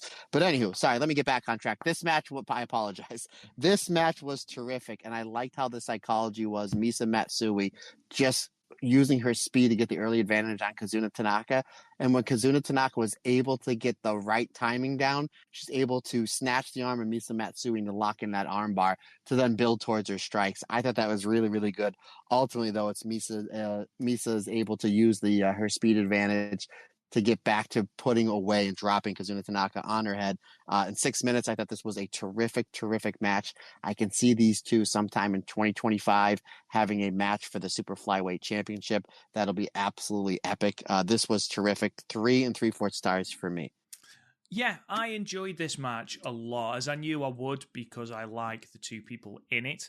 But it is a really enjoyable sprint. Tanaka's actually given a lot throughout this match, and it does look like her persistent work of Misa's arm is going to pay dividends. And because both of these two have got those two roll-ups that we've talked about, when it happened, especially the Redream, I thought the Redream was going to be the one. And that's the beauty of them building it. However, unfortunately, doesn't happen. Matsui scoops up Tanaka into the MKD for the win. But it does mean that Tanaka goes into the final against Chiaki, needing a win to not be the only person in the two blocks to lose all 7 of their matches, which is an accolade that no one wants, and it puts a little bit of added emphasis onto that Kazuna Tanaka and Chiaki match, which again could ultimately have been lost in the shuffle, but there's stakes there as well, which is what we like. Bozilla and Chiaki. Now, Matt, it would take a far braver person than me to both antagonize and then smash Bozilla over the head with a chair. However, that's the path that Chiaki opts to take. It would take an even braver person for me not to wilt under the furious gaze that Bozilla then sets on Chiaki after this. Yeah, I guess get the one negative thing out of the way. I don't know if it was a gimmick chair. I don't like chair shots to the head. Now the Ueda Tai chair, because it was remember the padding on that thing. That I got no problem with, but what we know about CTE and for how many concussions I've had throughout my years in the ring, I just don't like chair shots to the head. I mean, this thing was absolutely wicked. And the fact that it kind of slowed Bozilla down for half a second, and then she ran right through Chiaki. Again, it kind of maybe unfairly took me out of the match because, again, if that's just, I don't know if it's just me, I just don't like chair shots to the head. It kind of takes me out of things because ultimately you want to hit hard. And again, I'm a big fan of hard hitting wrestling, and I'm a big fan of, the strong style of pro wrestling. But at the same time, you're out there hitting hard in safe places. A chair shot to the top of the head is not hitting hard in a safe place. Ultimately, though, this match was okay. It did what it needed to do. I actually had it 3.25 stars. But again, and I apologize to both the competitors. You took me out of the match with a chair shot to the head. Yeah, and I'm going to give them the benefit of the doubt and assume it is a gimmicked chair, especially as it wasn't one that was just bought out of the crowd. It was one that Chiaki bought out.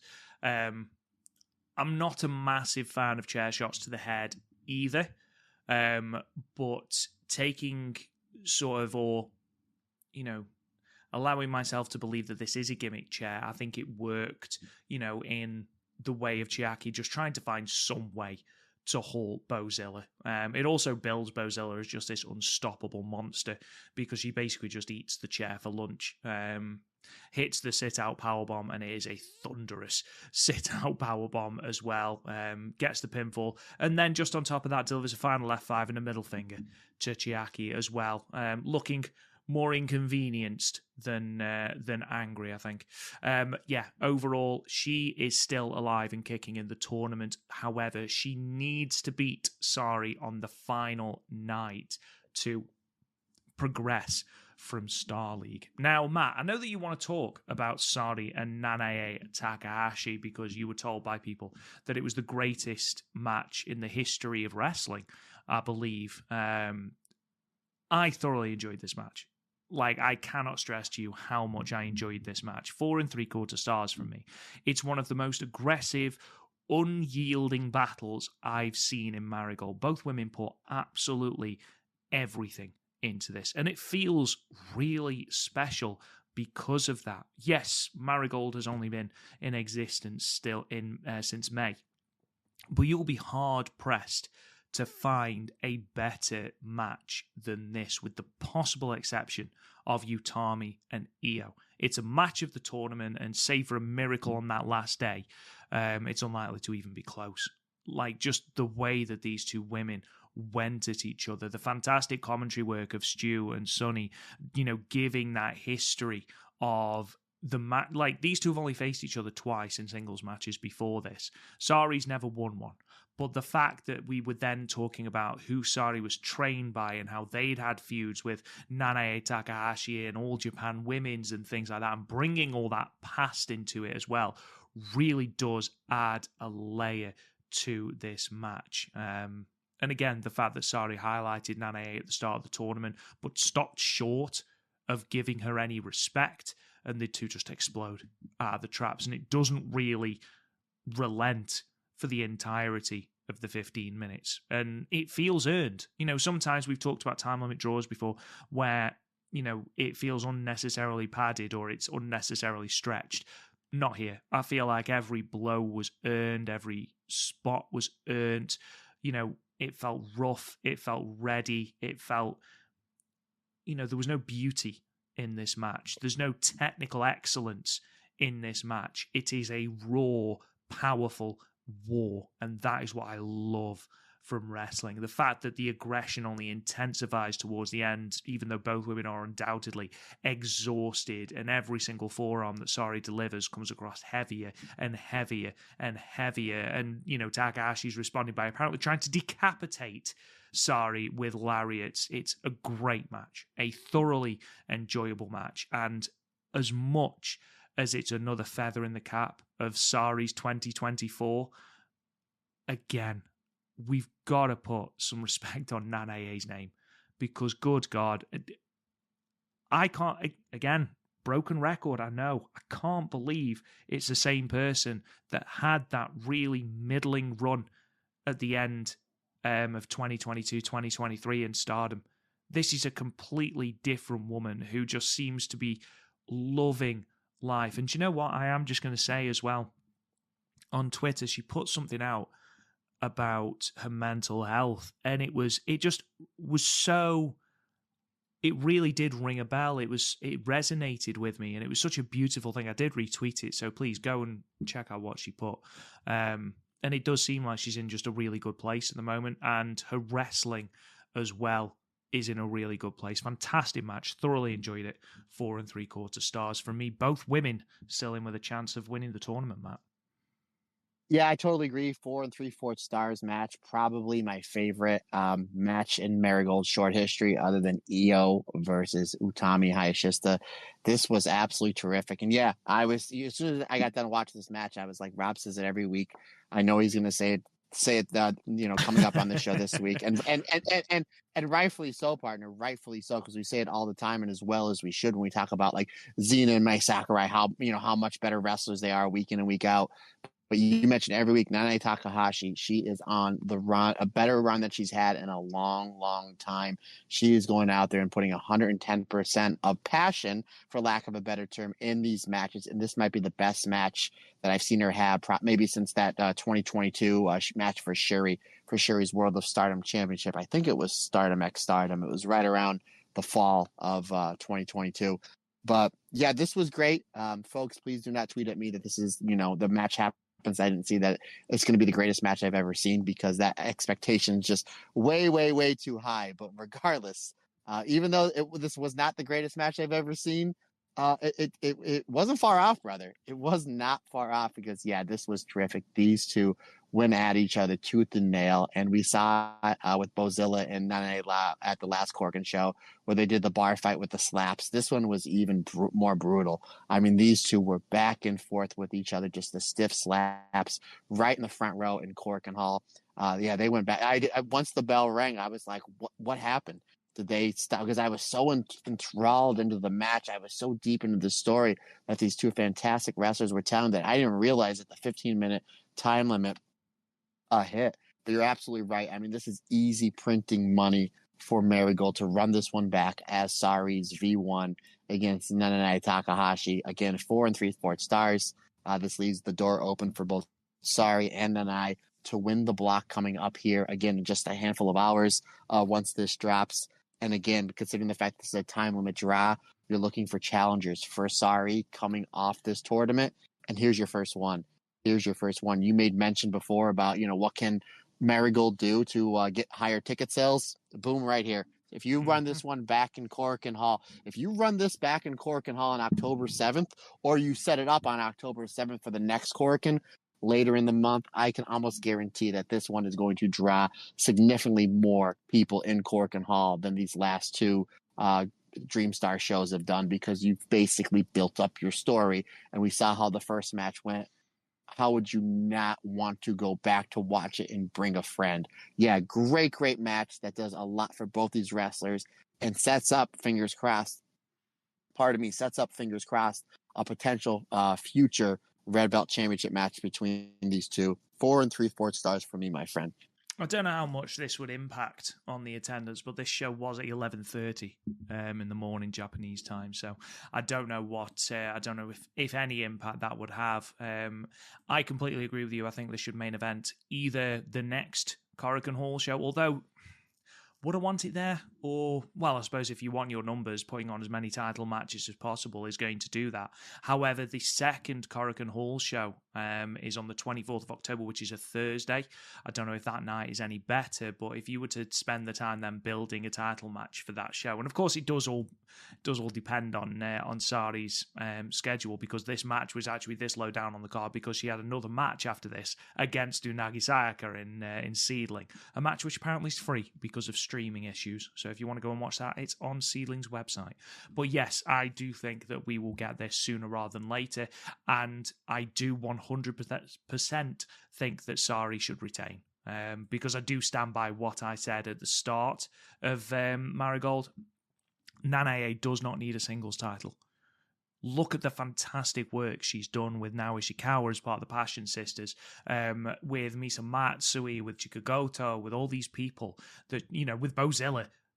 Like, she's done fantastic things. She doesn't need a singles title. Have Sari beat her, and then, obviously, the winner of the five-star Dream Star Grand Prix, I think, dethrones her at First Dream. I do think that will be Utami, but that's by the by.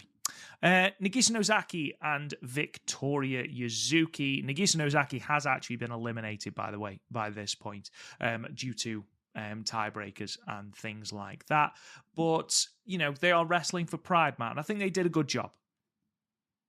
Yeah, a good back and forth match again. The crowd is at a fever pitch. Like, what do you do to combat that, right? What do you do to combat this phenomenal Sari versus Nanae Takahashi, this war that you've just seen? Again, another simple story to tell. Victoria Yuzuki is the underdog babyface. Nagisa Nozaki is the heel that doesn't mind bending the rules. So that's kind of just the easy story to tell. With ultimately, it's Nagisa Nozaki using the Yonori Lancer, that sliding Yakuza kick for the 3 count. 3 3/4 stars for me, my friend. Again, this was a really good match to then kind of go after what was an absolute barn burner in Sari and Nanae. And it did its job. You're able to tell the simple dynamic of underdog babyface versus dominant cheating heel. Yeah, absolutely. And I think as well, like, Nagisa Nozaki sort of now has that dead rubber match against Mirai. Neither woman can progress. However, Yuzuki has Nori and actually has the opportunity to have a powerful say in how the Dream League ends up, because, you know, you've now got 3 people in Dream League who are all on 8 points. So a loss for Nori eliminates her completely. So it's going to be really interesting to see how that match ends up. Now, Natsumi Shozuki and Mirai. I know long-time listener of the show, Colin, is absolutely furious at the fact that Mirai was eliminated here. And before we get into the sort of granular detail about the match, what are your thoughts on Mirai being eliminated before the actual final night? Do you think that she should go into that final night in Nagoya still with a shot? Do you think that Mirai actually should be winning this block? Do you think she should be winning the tournament? You know, what are your thoughts on this? I can see what they did, the reason why they did what they needed to do, but it ultimately, though, it basically shines up Natsumi Shozuki. And maybe if they have Mirai and Mai Sakurai have a successful title defense, you run back the finals of the tournament. You know, what Natsumi Shozuki, Miko Ano versus Mirai Mai Sakurai. I mean, that was a fantastic match. I would love to see that run the 2 back. I mean, again, Mirai is probably the second biggest star in this company. You kind of want her to still have a shot going in that final night. Again, you're trying to draw more tickets. You're trying to get more subscriptions onto your Wrestle Universe site there. So, yeah, you kind of want to keep one of your bigger stars available to, in that final night. I mean, when I heard this went to the old TLD, and then it's basically maybe a shootout with Kouki Amare and Utami on that final night. I mean, that I don't know. Regardless, booking a tournament, especially when you have to see, mathematically who's eliminated and who's not, can be a little bit tricky. And but yeah, I think that Mirai should have definitely been at least in contention going into the final night of the tournament, partner. Yeah. I personally would have liked to have seen Mirai in contention. I do also like the way that Mirai lost this match, which sounds like an odd sentence.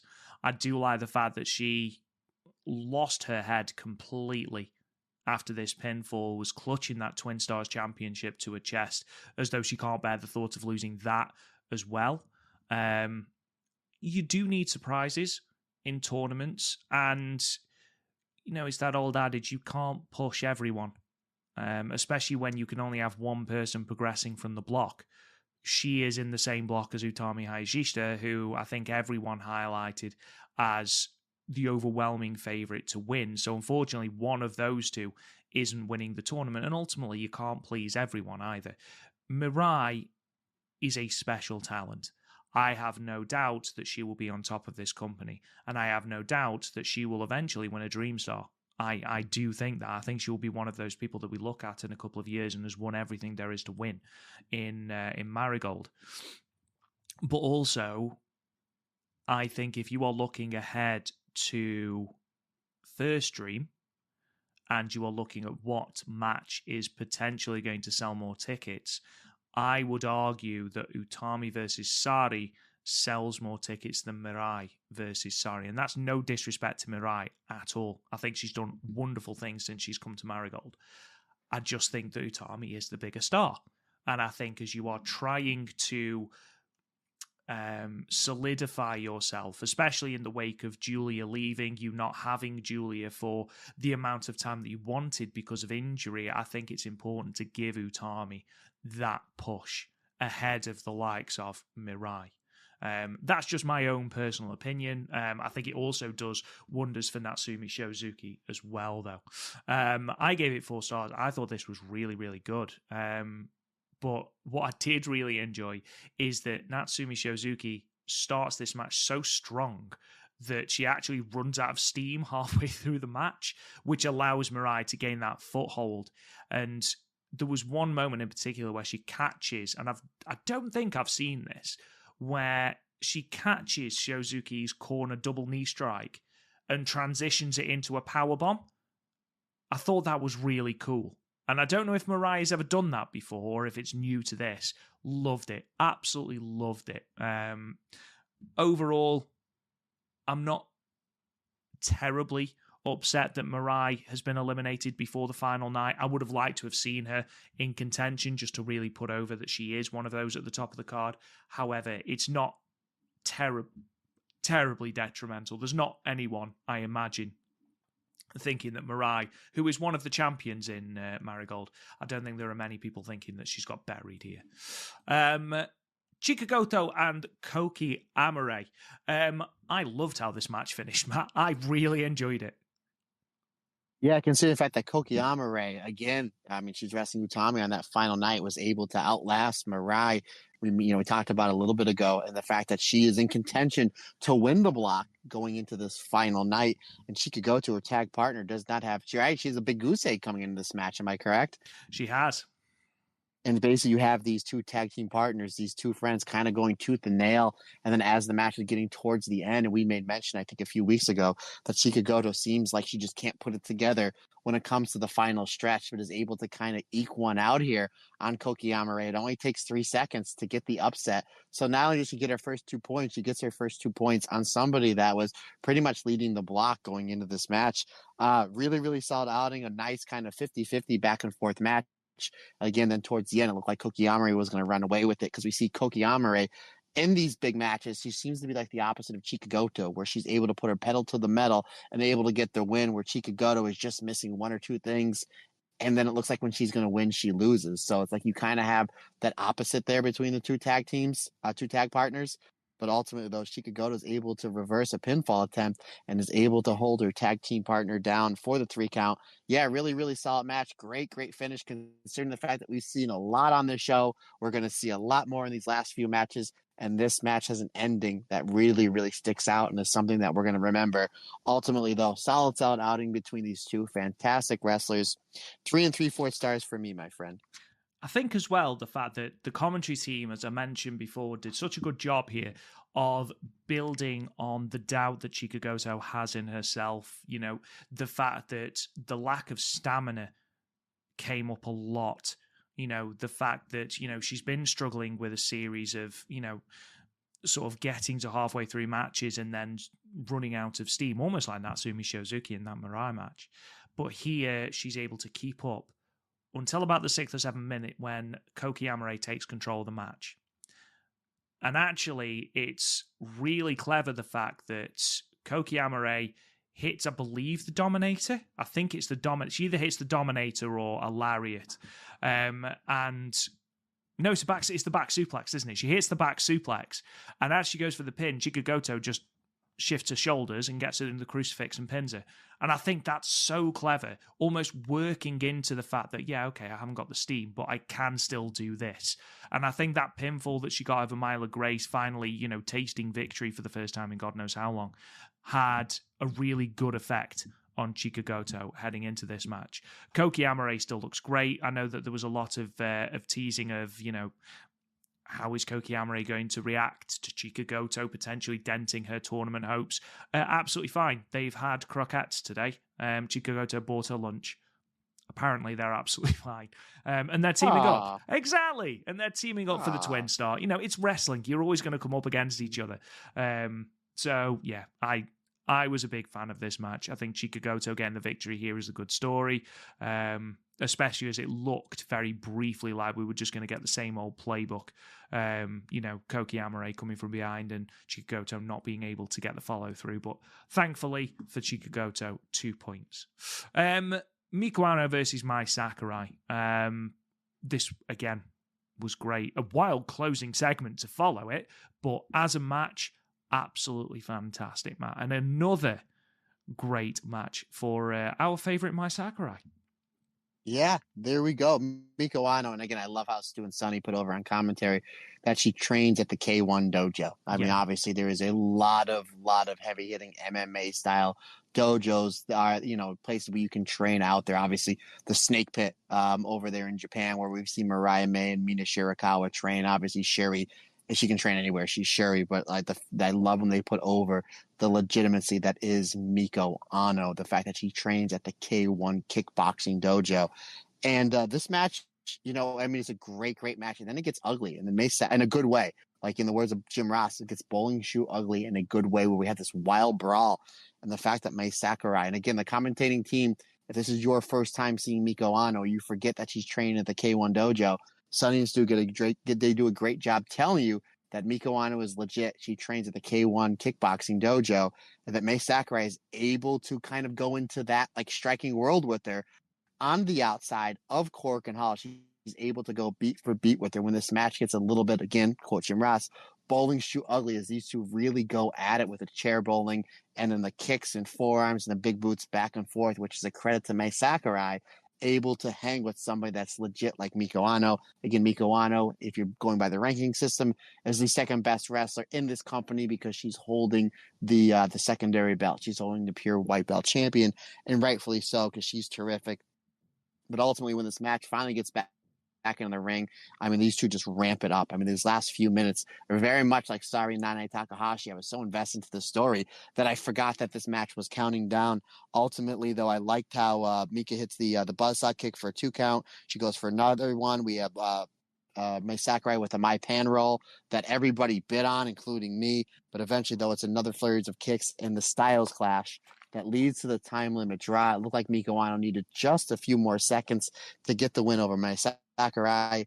Very much Rob Goodwin. And again, maybe I don't know if this is me just being greedy, but I'm going to say what I'm going to say. I'm going to volley it back to you. Very much like in the time limit draw we saw maybe about an hour or so earlier, that I want to see Nanae Takahashi versus Sari for the Red Belt Championship. I would like to see this one run back sometime soon for the White Belt Championship, because this match was so good.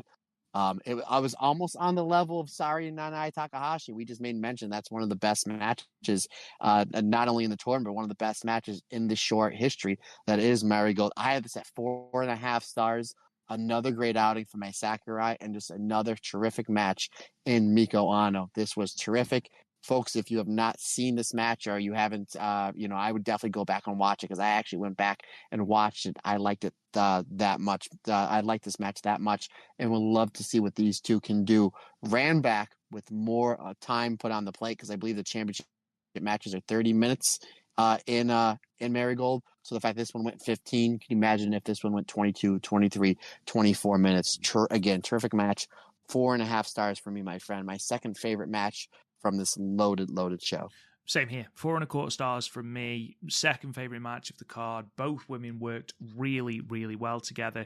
Again, Stu really putting over just how hard those kicks are from Miko Ano. Mai Sakurai looking to really sort of drag down Miko Ano to her level. There was a real lack of respect there. I know that Mai Sakurai had done an interview with Tokyo Sports about basically she only saw Miko Ano as someone holding a belt, not a champion, which I thought was a really nice quote. I didn't realize until commentary said that Miko Ano was actually the person that Mai Sakurai debuted against many years ago. And the fact that that's the case, and then at the end of this match, Mai Sakurai is sort of mocking Miko Ano as she says, well, we faced each other however many years ago. Look at where I am now. I'm the one progressing in the Dream Star.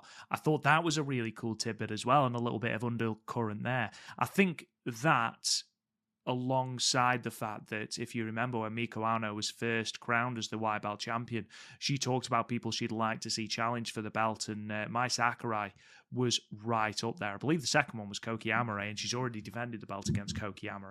That seems to be where we're headed. At one point, Mai Sakurai actually grabbed the white belt during this match and posed with it above Miko Ano. So I imagine that we are getting that soon.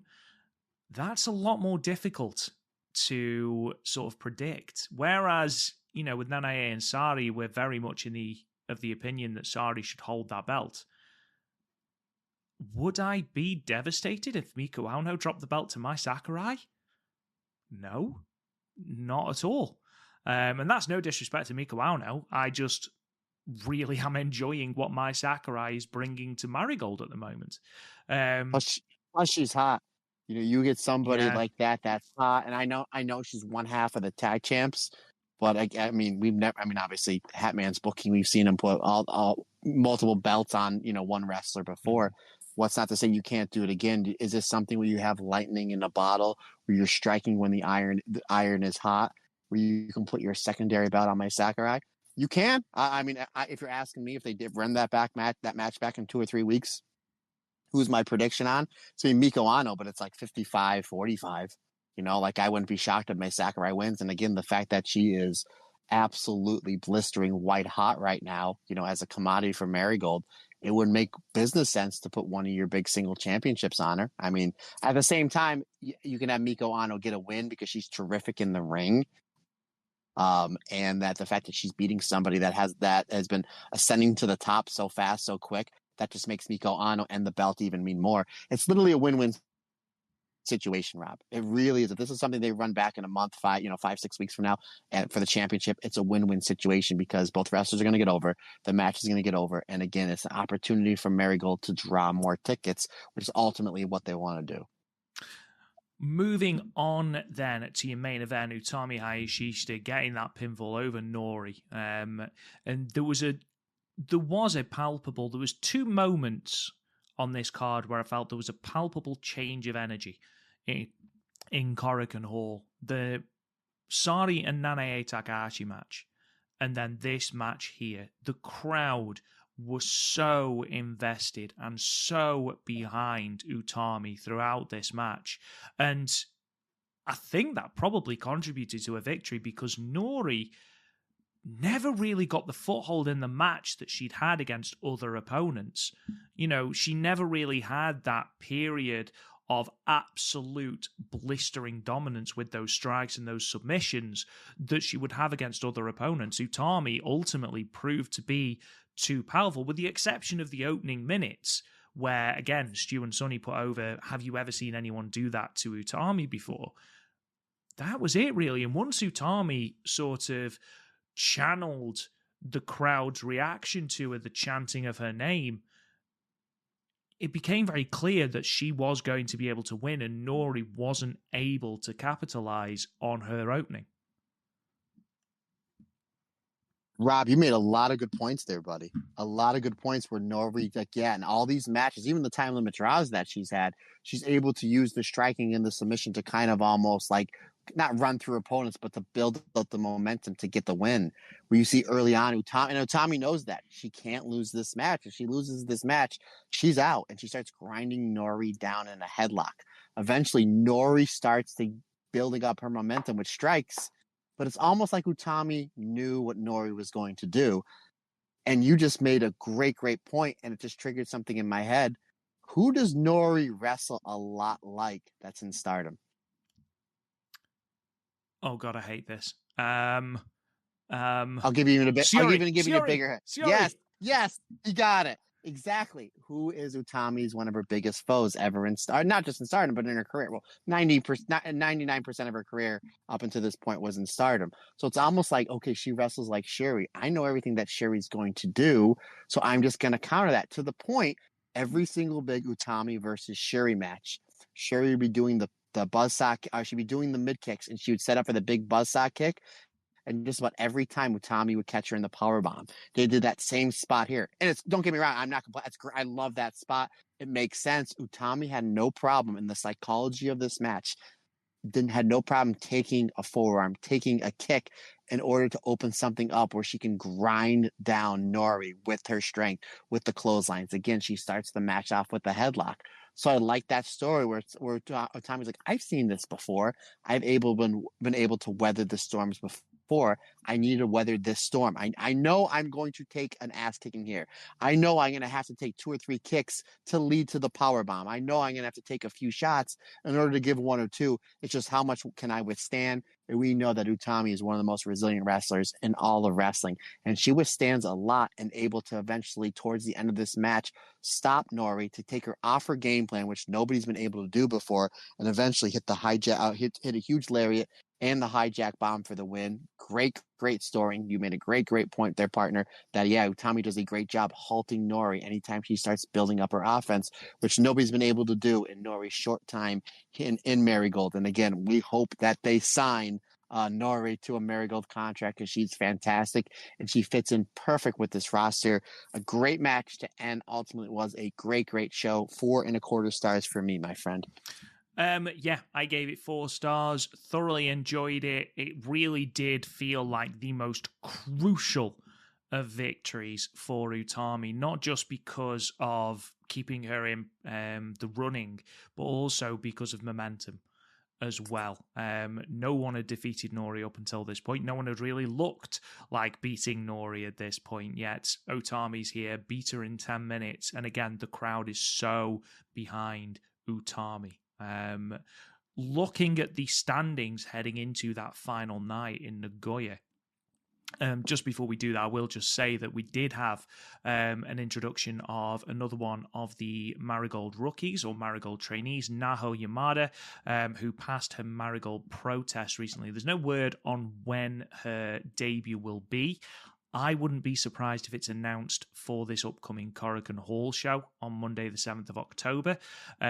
She has been, I think she's wrestled something like 50 matches in Actress Girls, so she's not a rookie by those senses, but apparently she's very exciting, so I'm looking forward to that. Moving on to the blocks, though, in Dream League, there are 3 people in contention. Utami, 4-2-0, 8 points. Nori, 3-1-2, 8 points. Kouki MIRAI, 4-2-0, 8 points. Star League, we have got 4 people in contention.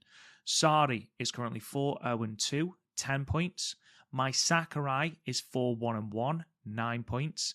Nanae Takahashi is 4-1-1 on 9 points. And Bozilla is 4-2-0 on 8 points. Those 4 people are the people capable of getting through in Star League. Now, with tiebreakers and things like that, okay, it's going to make things very, very interesting. So just to remind everyone of that card that takes place on the Saturday. So Saturday, the 28th of September, live on Wrestle Universe. These are your matches. In the Star League, we have got Kazuna Tanaka versus Chiaki, Mai Sakurai versus Misa Matsui, Miko Aono versus Nanae Takahashi, and Sari versus Bozilla.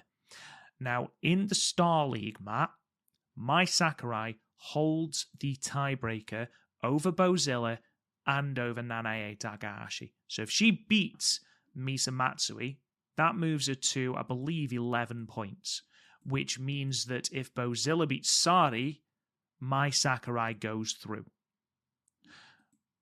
In your opinion, who is going through out of Star League? I think this makes the most sense. I think I'm looking at this between these 3 big matches. Mm-hmm. Miko Ano should defeat Nanae Takahashi. Yep.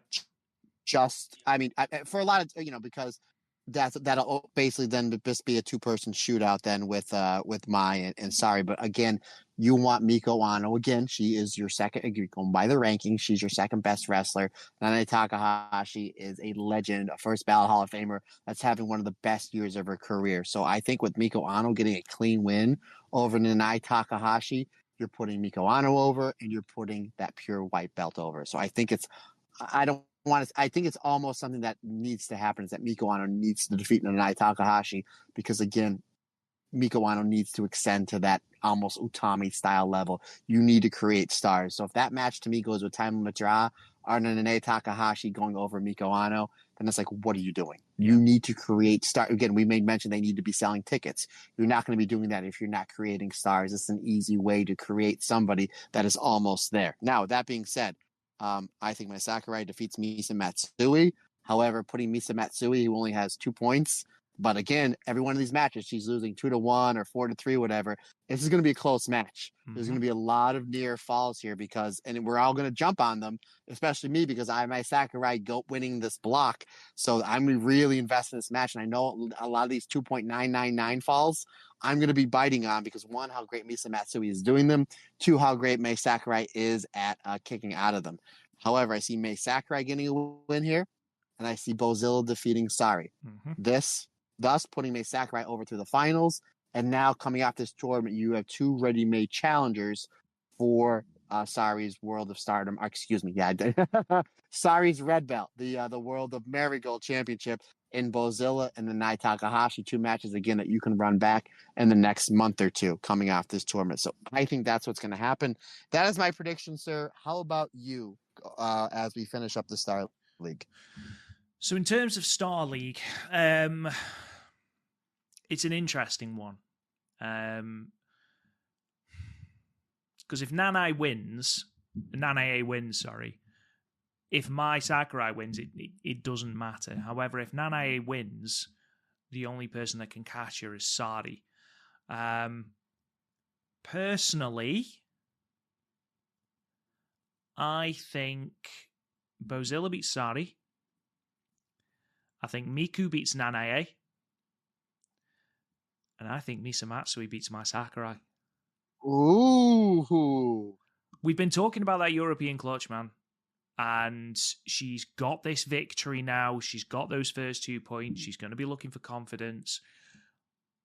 I mean, I know that Mai Sakurai also has a flash pin in the form of the Mai Pan roll, but it's not to the same extent as the European clutch. I think she gets a little bit complacent and Misa Matsui rolls her up. And then I think Bozilla beats Sari and Bozilla goes through to the final at Star League. Yeah, because that would, you're right. Yeah, there it is, my friend. Look at that. The fact that on the final night, me and you, we still have everybody that we have predicted. Still really good shots to take it, but I really think it's going to be either Bozilla or Mai Sakurai. Again, there's no reason for you're not doing Sari versus Utami. You're absolutely right. Miko Ano and Nanae Taka. I think it's going to come down to me or you in that block, my man. So definitely going to be interesting. But regardless, again. Even the matches that don't have any implication on who's going to make it to the finals, still really, really good. I'm really looking forward to it. But that one is the more interesting block to kind of predict. And I think it's maybe just because we have 2 different. And the fact that, again, I think it's very important for the future of Marigold for Miko Ano to defeat Nanae Takahashi. And I'm not saying like, if Miko Ano doesn't win, shut down the doors tomorrow. I'm just saying you need to develop stars. And considering the fact that Miko Ano is one of your stars and Nanae Takahashi, again, run of her life here. Unbelievable. But I think it's very important for Miko Ano to get a clean win over Nanae Takahashi. And I guess you agree with me too, partner. Absolutely. And I think this is another reason why it's so important to have the champions in the tournament. Because with Bozilla and Nanae Takahashi both, stopping Sari, that automatically sets us up with 2 red belt challenges further down the line. And that's what I think we were missing with Natsukatora not being in the 5-star Grand Prix for Stardom. And that's why I'll always be an advocate of your top champion being in the Dream Star or being in the 5-star Grand Prix, because it sets up championship matches towards the end of the year. To me, it's a no-brainer. Moving on to the Dream League, then, obviously only 3 people can make it through. As I've already said, Kouki Amare, Nori, and Utami. Those matches look like this. So Victoria Yuzuki versus Nori, Natsumi Shozuki versus Chika Goto, Mirai versus Nagisa Nozaki, and then, of course, Utami Hayashishita versus Kouki Amare. So that's obviously the big match there. Kouki Amare versus Utami. Now, Utami Hayashishita's destiny is in her own hands. If she beats Kouki Amare, doesn't matter what else happens, she is through to the final. If Kouki Amare wins and Nori loses, Kouki Amare goes through. However, if Nori wins and Utami and Kouki Amare go to a draw, then Nori goes through. Matt, what do you think of the results here? Who do you think is going through? I think we both know who is going through, but even so, what do you think is going to happen? It's got to be the human Cadillac, Dorian DeVille. I think, it's really interesting. I'm just going to say, just for the, I think MIRAI, I know it doesn't have to, but I think MIRAI gets to 9 points. I think she defeats Nagisa Ozaki. Yeah. And it gets 9 is a solid number for her, right? Mm-hmm. It's definitely going to come. Obviously, the big shootout is going to be Kouki and Utami, but you can do one or two things: have Nori win, and then have the Utami Kouki Amare match go to like 14 minutes, 14:30, and tease that draw, or the fact that you built up Nori so much in this tournament, her only losses against Utami Hayashishita. She's not signed to Marigold. It wouldn't be the worst thing in the world for her to lose to Victoria Yuzuki. And ultimately, again, what I said with Miko Ano, you want to create stars. Mm-hmm. Victoria Yuzuki is your star for the future. And the fact that she's only 19 or 20, the future is right in front of her. I think Victoria Yuzuki gets a win here, which just goes to show, one, Nori's been terrific.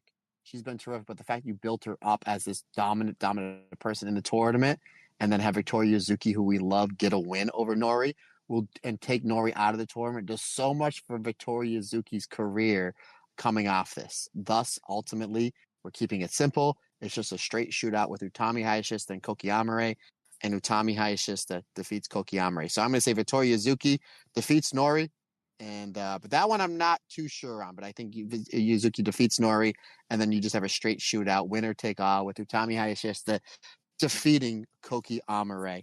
Thus setting up Utami versus Mai Sakurai in my book. I have a feeling that you're on the same, at least on that last match, but I'm interested to see what you think about Nori and Yuzuki, if you think that we're on the same page on that one. It's very similar to the Mizumatsui and Mai Sakurai thing. I do think that Yuzuki has a good chance of beating Nori, again, with the rolling arrow. I do think that it will go to a straight shootout between Utami and Kouki. I am in complete agreement with you. I think Utami wins. And then I think we both have Utami winning the final against our respective Star League winners. Is that right? Yes, sir. So I just want to make sure I get this right. We both have Yuzuki defeating Nori and Utami defeating Kouki Amare. So, folks, if you are betting, bet your entire mortgage on the fact that whatever we just said, me and Rob, not only we agree on something, we agree on two things. But yeah, obviously I have Utami defeating Mai Sakurai. That was my pre-show prediction. And I'm gonna stick with that one, with Utami defeating Mai Sakurai. And I know you had Utami defeating Bozilla. Are you still sticking with that going into this final night, brother? For many reasons. One of them, the most prevalent one, being that Bozilla will have already beaten Sari, so already has a shot at the red belt. There's no need for her then to win the tournament as well and have another shot at the red belt. Yeah, I think it's Utami's tournament to lose now, especially with it being in her own hands. It wouldn't surprise me, if Victoria Yuzuki and Nori goes to a draw. Yeah, that's interesting. Now you're talking everybody out of it, buddy. Well, it's still gonna be a straight shootout between Utami and Kouki then. But yeah, maybe if you don't want to have Nori losing to someone lower than her in the roster, maybe you go to a time limit draw. I don't know.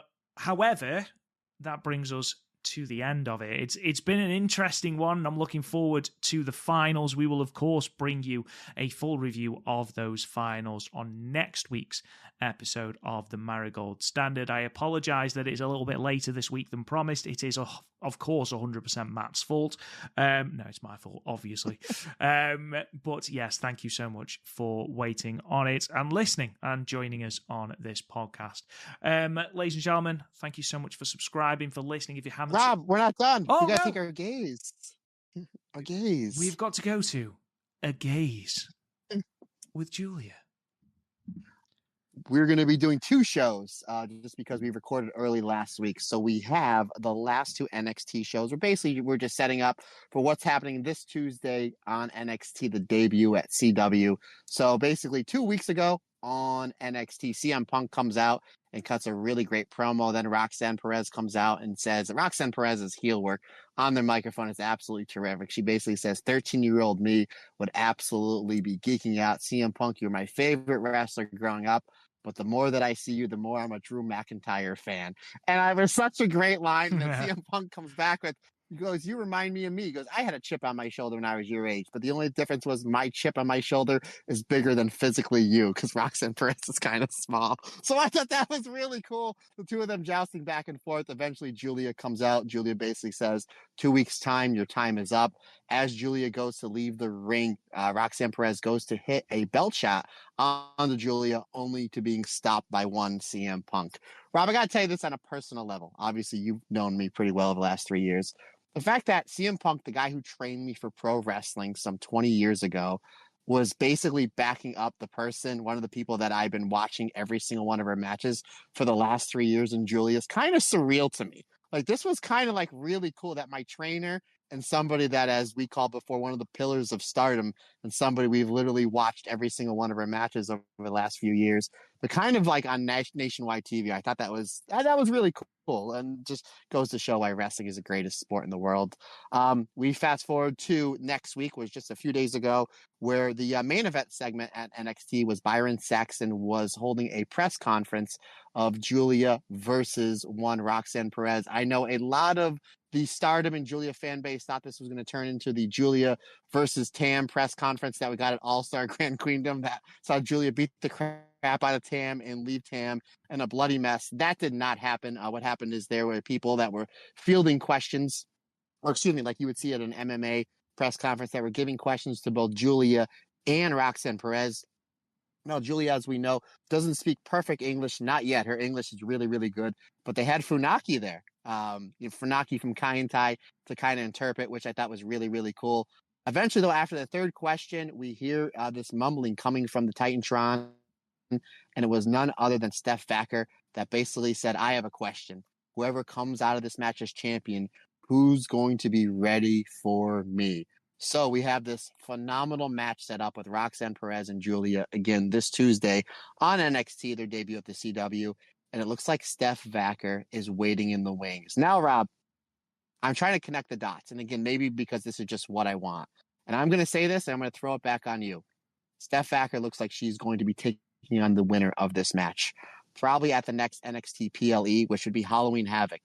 Halloween Havoc is in Hershey, Pennsylvania, about an hour and change away from where I live, about 10 minutes away from where our friend Norm, the owner of Funk Brewing, lives.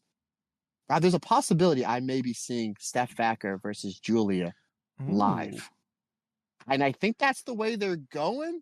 Let's say you, sir. Is it just wishful thinking on me? Or is that the way that it seems like they're booking? It could be. It could be, man. We'll see. We'll see. And that might be the way the other hat man, Shawn Michaels, because he's wearing a hat. See what I did there? Maybe that's the way that he's booking. That's what it is. But that's it, man. There it is. Yeah, it's really good stuff. Again, the Punk promo. Again, a majority of that promo from 2 weeks ago was just Punk and Roxanne Perez. Julia came out, had to say what she did, but the CM Punk and Roxanne Perez going back and forth, jousting on each other, I thought was terrific. And if you have like a free 5 or 6 minutes and you can find it on the interwebs, I definitely recommend it because those two were great. But I guess without any further ado, my friend, that will close out the show.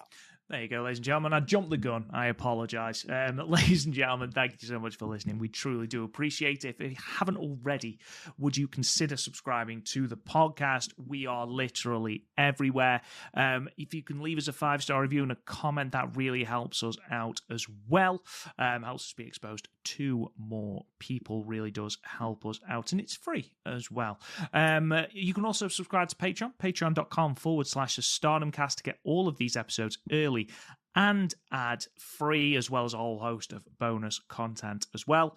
Check out the website, www.thestardomcast.com, for all of our archived episodes, as well as in-depth stats about Stardom and Marigold as well, including everything from championship histories to match records to everything else in between.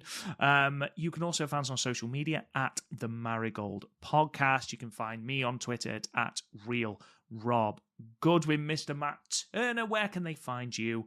And then sign us off, good sir. Yes, folks, questions, comments, suggestions. Obviously, we have 2 shows this weekend between Marigold and Stardom. And you want to talk about them? Drop me a DM. Matt Turner OF on the Instagram and or the Twitter is the best way to get a hold of me. You can shoot me an email. That's perfectly fine as well. The StardomCast22 @gmail.com is the best way to get a hold of me via the email system. And folks, that's going to wrap it up for another fun-filled episode. We greatly appreciate your support. Can't do it without you, because like I always say, it's just not my podcast. It's our podcast, because we're all together, and everybody's different. Everyone's special.